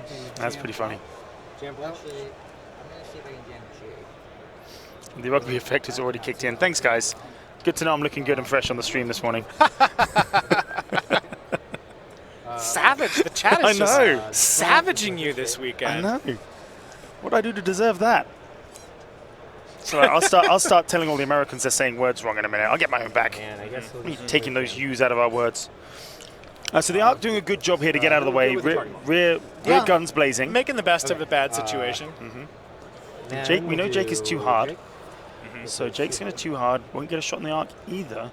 So maybe they are, maybe the focus has been the Jedis are turning in. Let's go and finish them off. Yeah, could be. You don't want to let them have unopposed shots.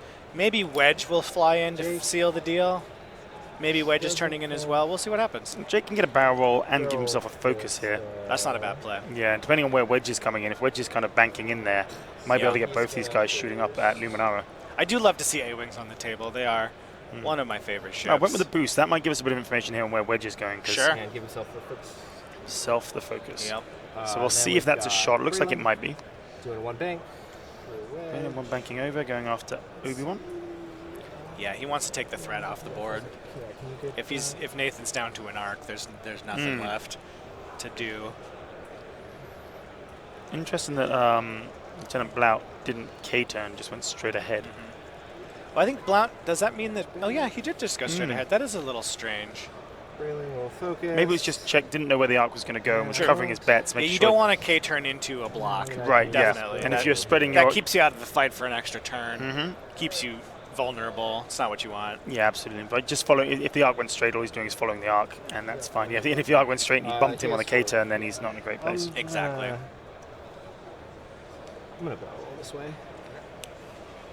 Okay, the B-Wing bringing some heat up against Luminara. Luminara, of course, in terrible shape. Yeah, a lot of guns pointing her way right now. He's going to have a stressed focus range 1 shot on Luminara. I don't imagine, maybe obstructed, but even so, it's going to hurt. It is going to hurt. Yeah, so we may not even need all this time left. Obi-Wan. I think we are going to see this game. Got a bump on Obi-Wan as well. Yeah, I think we're going to see this game bumped onto the debris wrap field. up. That looks good. And this could actually be it for Obi-Wan. Stress. Oh yeah, we've seen that last game. Oh yeah, this could be safe. It's safe. That would have been pretty wild. We saw Obi-Wan do that with Chu-Hull in the last game. We got the direct hit. Now we know why Obi-Wan hates flying. Yeah. Well, Obi-Wan chased Boba through asteroids quite fine. He acquits himself pretty well. He can do it. No, he's fine. He doesn't catch. No, Django. You're right. He does. That's Django, not Boba. Sorry, well, yes, it's Django. both. Yeah. You're right. Oh, it's both. Right. Yeah, it's both. Yeah. Technically correct. Technically correct. The best kind of correct. Yep. The one where I didn't realize I was right. I could have played that one off as being a. You could have played it cool. Listen, you haven't had a lot of sleep. It's great coverage, gentlemen. Reminds me of Statler and Waldorf. I'll take that as high praise. Yeah, I'll take that. Who doesn't want to be Statler and Waldorf? Who's who? That's the question. Oh, yeah, I'd love to know that. Yeah, which one's which? They're going to say Alex is one and Alex is the other, right? Yeah, exactly. Combat. Okay, so that wedge will have this shot on Luminara. Gonna be range? Looks like range 1 barely. Range 1. Luminara's gonna only get 2 dice. Poor Luminara. This could be it. It certainly could. Ooh, I see a lot of paint. 3 hits. Oh, I think there's no chance for Luminara. She just doesn't roll enough dice. She's rolling 2 dice. Unless she's obstructed. Oh, no, it's 2 hits. Sorry, there's only 2. Okay. Oh, Luminara's ability, turning one down to an eye. Yep. Yep, that's all she could do. And then... She got it? Yep. Think Very nice. Okay, so now we're seeing how defensive, we're seeing how this build can play it can in tank the happier hits. times. Yep. Keeping her on the board, that's really impressive. Yeah, so saving the focus and just spending the force to get out of there, and still has that focus now for the other 2 shots coming in. Desperate last stand. And here we have, I think, Obi-Wan might have Bullseye potentially on Wedge. That would be very nice. Could be a much more satisfying round. Of course, you still got 2 nasty shots coming in on Luminara, so ain't over yet. But that was well dodged. It was, yeah. Well, it was. That's Jedi tricks right there. Absolutely. But I think Jake might have a shot. I mean, is it hard to know if Jake and Luminara are shooting each other? It's tough to tell on this angle. I mean, they could be slightly off nudge, and one gets one and one doesn't. That'd be really interesting. I think Luminara has to hope that Jake doesn't have that range in mind. Okay. They're just having a look to try and work out if Obi-Wan has a bullseye. All right, so you're shooting wedge. I don't think it is. Do you want to determine if Obi-Wan has bullseye on wedge? Yeah, and then Brent coming in to have a look. Very hard to tell. I think we may have to mark Braylon and get in there. It's been a game full of that. Let's mark Braylon. Hold on. Will you pin So on the Obi-Wan? YouTube chat, Zeromus5555, yeah, the calibrated laser loadout's much harder to get right. I think he's right. Yeah. Like you're paying for it in points, but when you get it right, it can punch just as hard as the Delta 7. It actually hits Delta harder 7B. if you can pull it off. What's that guaranteed hit with your force in that eye? Yeah. Yep. That's the big one. But you lose the shields. Basically, the cool thing about calibrated laser targeting is you lose all of your mitigation. Bullseye. You have that agility, but you don't have those shields. Yeah, those You two have shields. an attack that hits even harder, but only if you bullseye. Yeah. So it's the config of choice for people who really want to make, who want their successes to be as big as possible, and if they do fail, they lose a lot. And against ships with like a 5-ship list, it's even tougher because against 1 or 2 ships, you can keep dodging and making sure that vulnerability is protected. But he's trying to dodge and land bullseyes and protect himself. And 5 arcs on the board trying to shoot at him. It's obviously a very high skill list and really no margin for error here. And so that's to Nathan's credit, being able to take this list into day 2. Interesting question here. Why they're not using laser lines for arc? Well, we have our range rulers. They're designed. They're a nice straight edge. There's always this discrepancy, and players often talk about these laser lines and whether they're actually straight or not. And this game is all about millimeters. So lining up a nice straight edge along the bullseye arc is generally considered more accurate by the players, and the judges especially.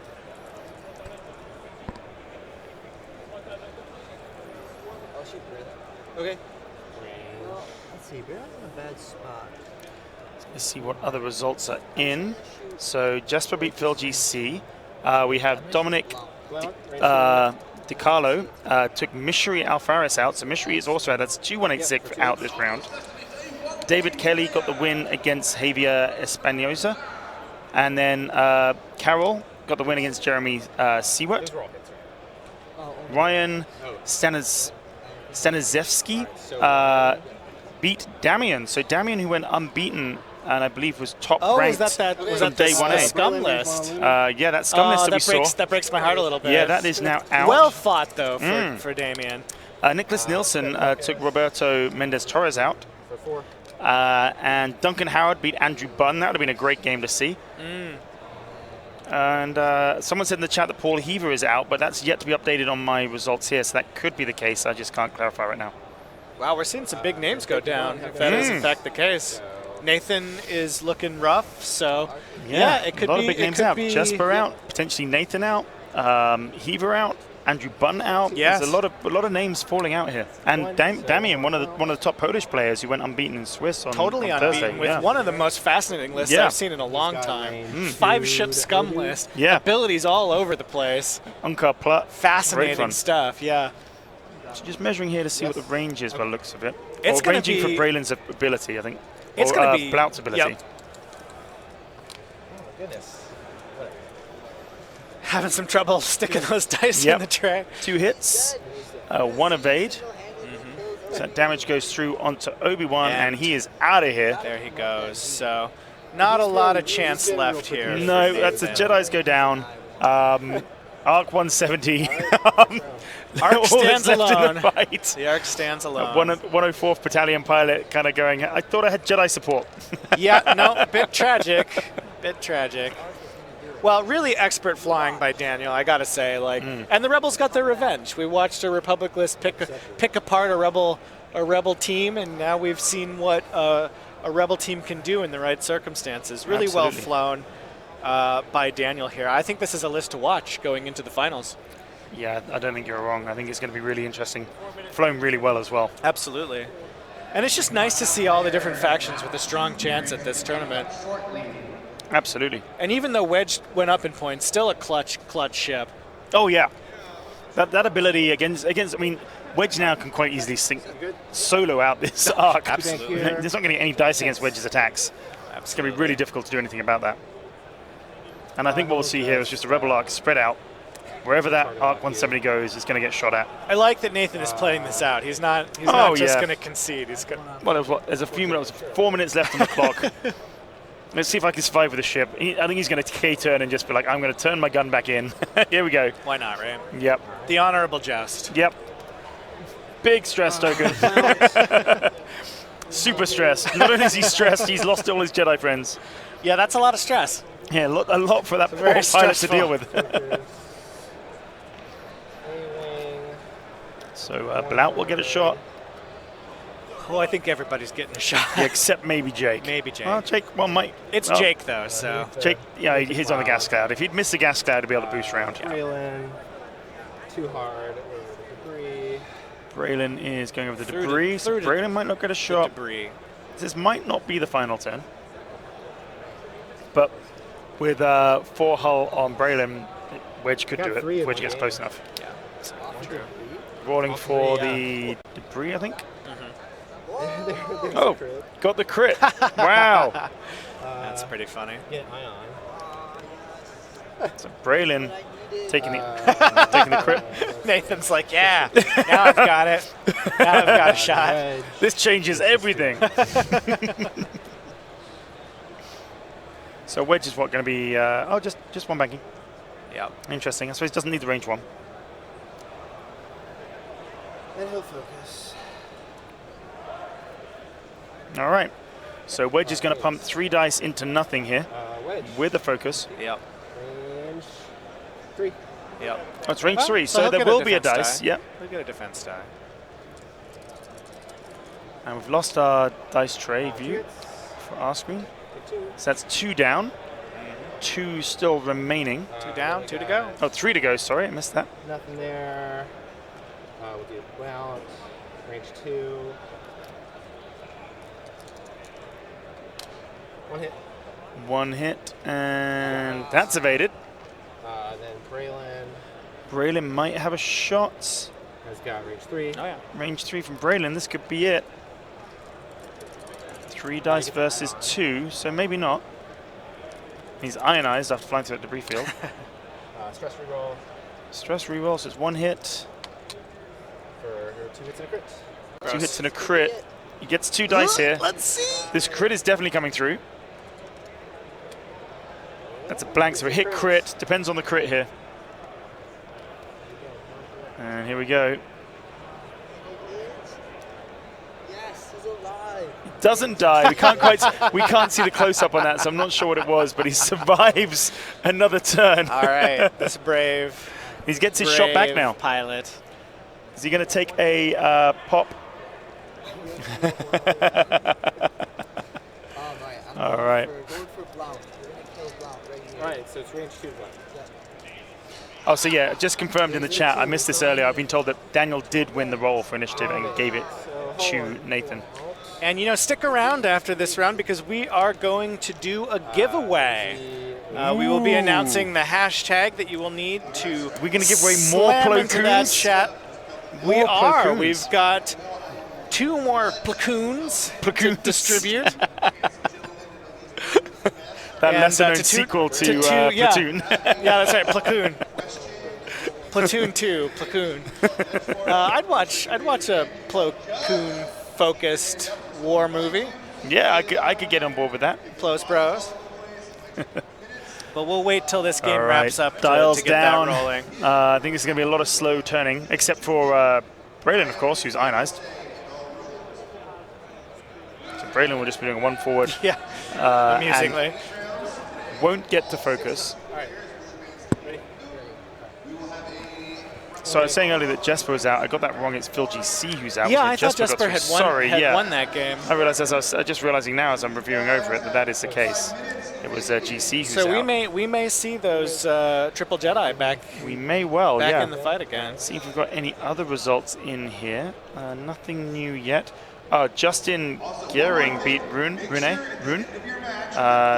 This Arc 170's coming to play. Oh, he's getting right up in full throttle. right up in the grill. Paul LaRue beat Aaron Fernstall. That's one of our unbeaten players, Paul LaRue from yesterday. A lot of undefeated players going down. Not yet.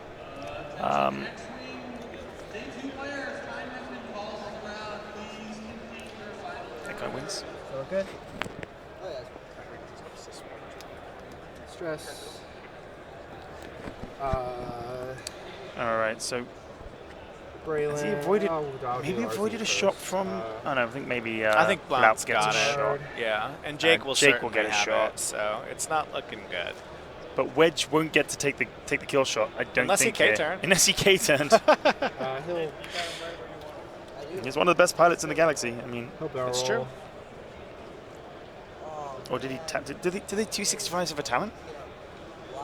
They do not. They do not. So he can't talent. Himself. Yeah, they're not quite that good. Braylon goes straight. Oh no, hang on. No, they do. They do have the Oh, they talent. do? They do have the talent. Yeah. Wow. So the fact that he's barrel roll, Jake, maybe he's talent in there. Did one straight. No, one straight. No, just bump him. But he did. But he was able to bump Braylon, who would then, in theory, get a shot here. So. All right. And then Wedge does nothing. We'll just do the A-wing first. Range 1. I mean, Jake's been sort of the MVP this game, putting all that heat onto. Two there's hits, nothing he can do. And that's the final one through. Well. And that will bring this game to Yep, there a we go. close. And so Daniel Taylor flying beautifully with those Rebels, keeping the arcs wide, keeping the options available, and despite some fantastic flying by Nathan, some of the dice didn't really go his way, and unfortunately wasn't able to make up for that later. And once the Jedis went down, that was it. Absolutely. Well, and Daniel's pivoting, interestingly. He's a 3-time Imperial Assault World Champion. So he's picking up a new game, and obviously no joke at X-Wing either. He's the 2019 Seattle System Open winner as well. And so far, so good here at the World Finals. But I know what you're here for. It's Platoon. And in order to win yourself a Platoon, please enter the hashtag Plower Power or Plower Power, PLOWER Power. Plower Power, and we're going to pick Plower Power. We're going to pick 2 winners. Each will get one of the ultimate paint lucky Hokuns winners as we have here. Hashtags get more So let's absurd see, and they're all desperate. flying out now. Plower Power, Plower Power. Who knows? Who knows? I feel like we're running out of good ideas.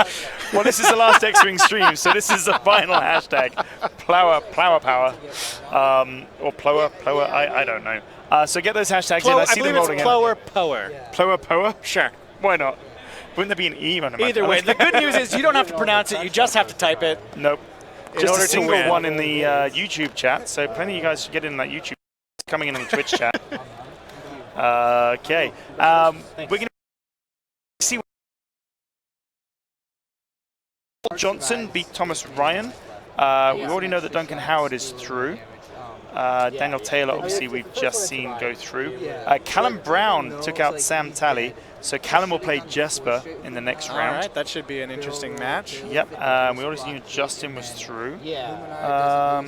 Lewis Witham took out Kent Whitney, so Kent and Kalen beat Jason, so Lewis Witham and Kalen Wong is a game there in the top 32. All right. But that's all the results we've had in so far. We've got quite a few games still going, just looking around the room.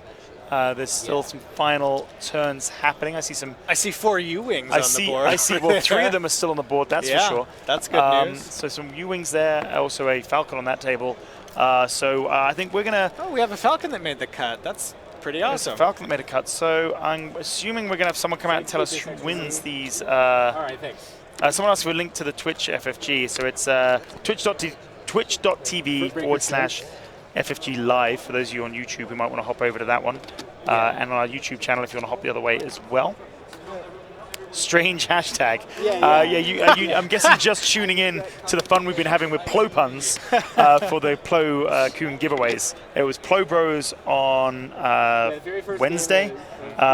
We went for Go Plo on Thursday, and today it is Ploa Power. Ploa Power. Sure. Yep. All right. Something like that. Something like that. Waiting for the nod from our team. I'm not sure if there's a break after this round. I will find out. Alex Farley beat Mike Gem, if that was if I haven't said that one already. So, yeah, let's have a quick look then at our representation here on day 2. Yeah, let's see where we're at here.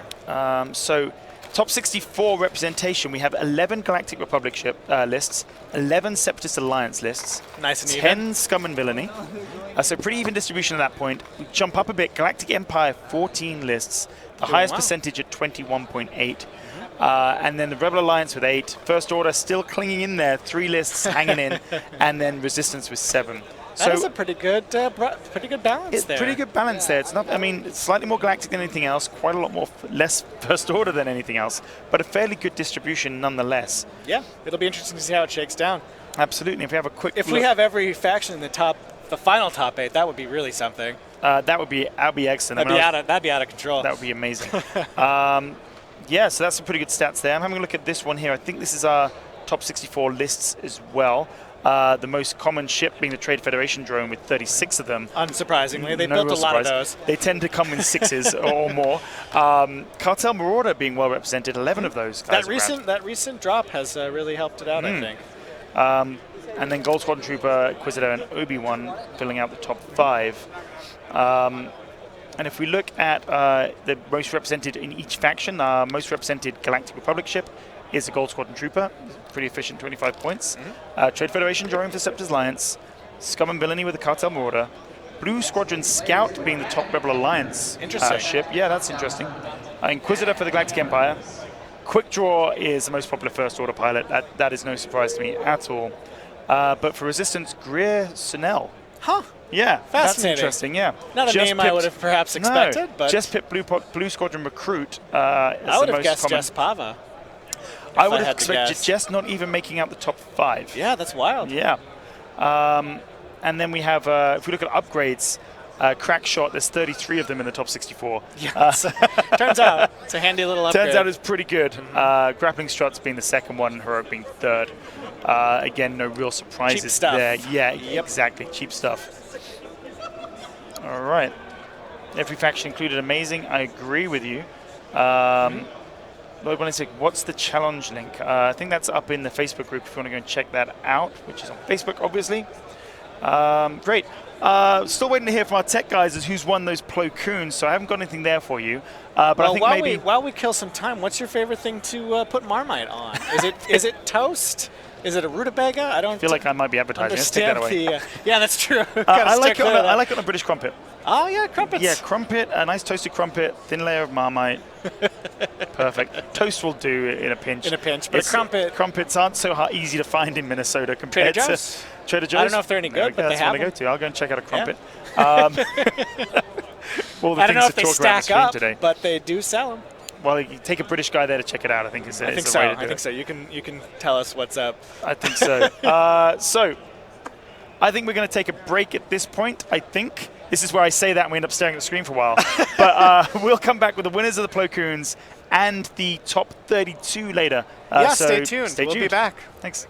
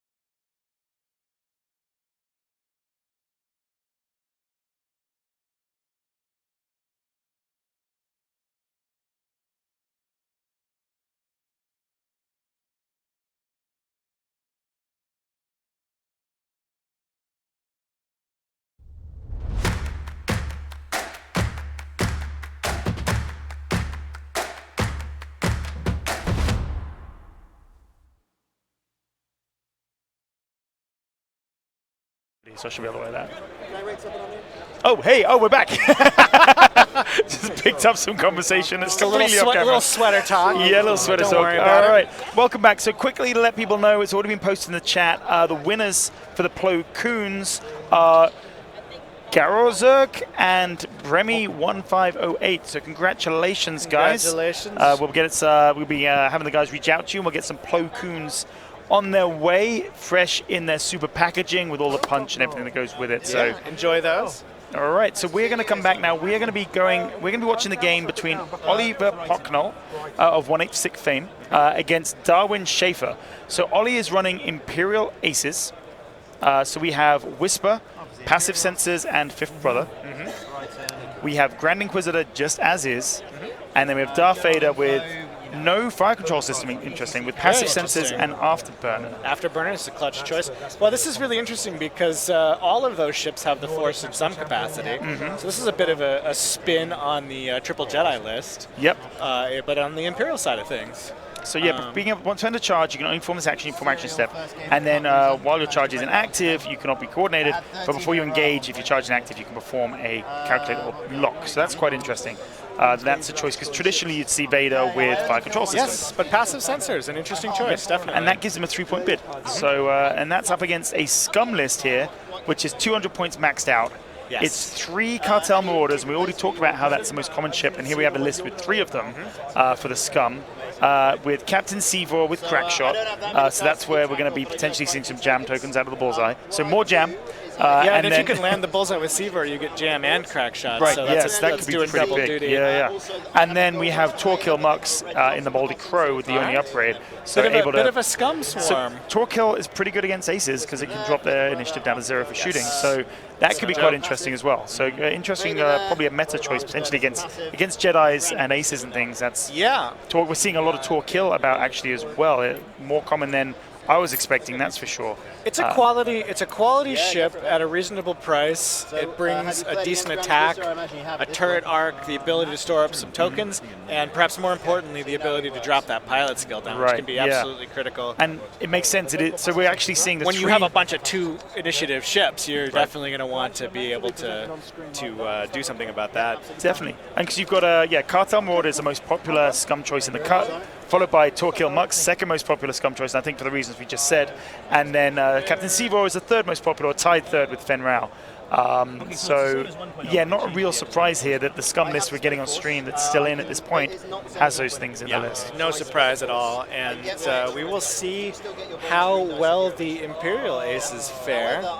There is a universe in which Anakin and Darth Vader will have to square off. That'll be quite fun to see. At some point, but we'll see how it plays out. Plenty of games left to play and plenty of players left to play them. So anything could happen. A lot of different lists in the mix at this point. So we're gonna check out another. So we've actually got a 186 versus Gold Squadron fight off. So what has Darwin got there as his notable things? Oh, okay. All right. So apparently we're gonna have a quick restart. We are going to have to reboot. So we'll be back with you in a couple of minutes. Okay.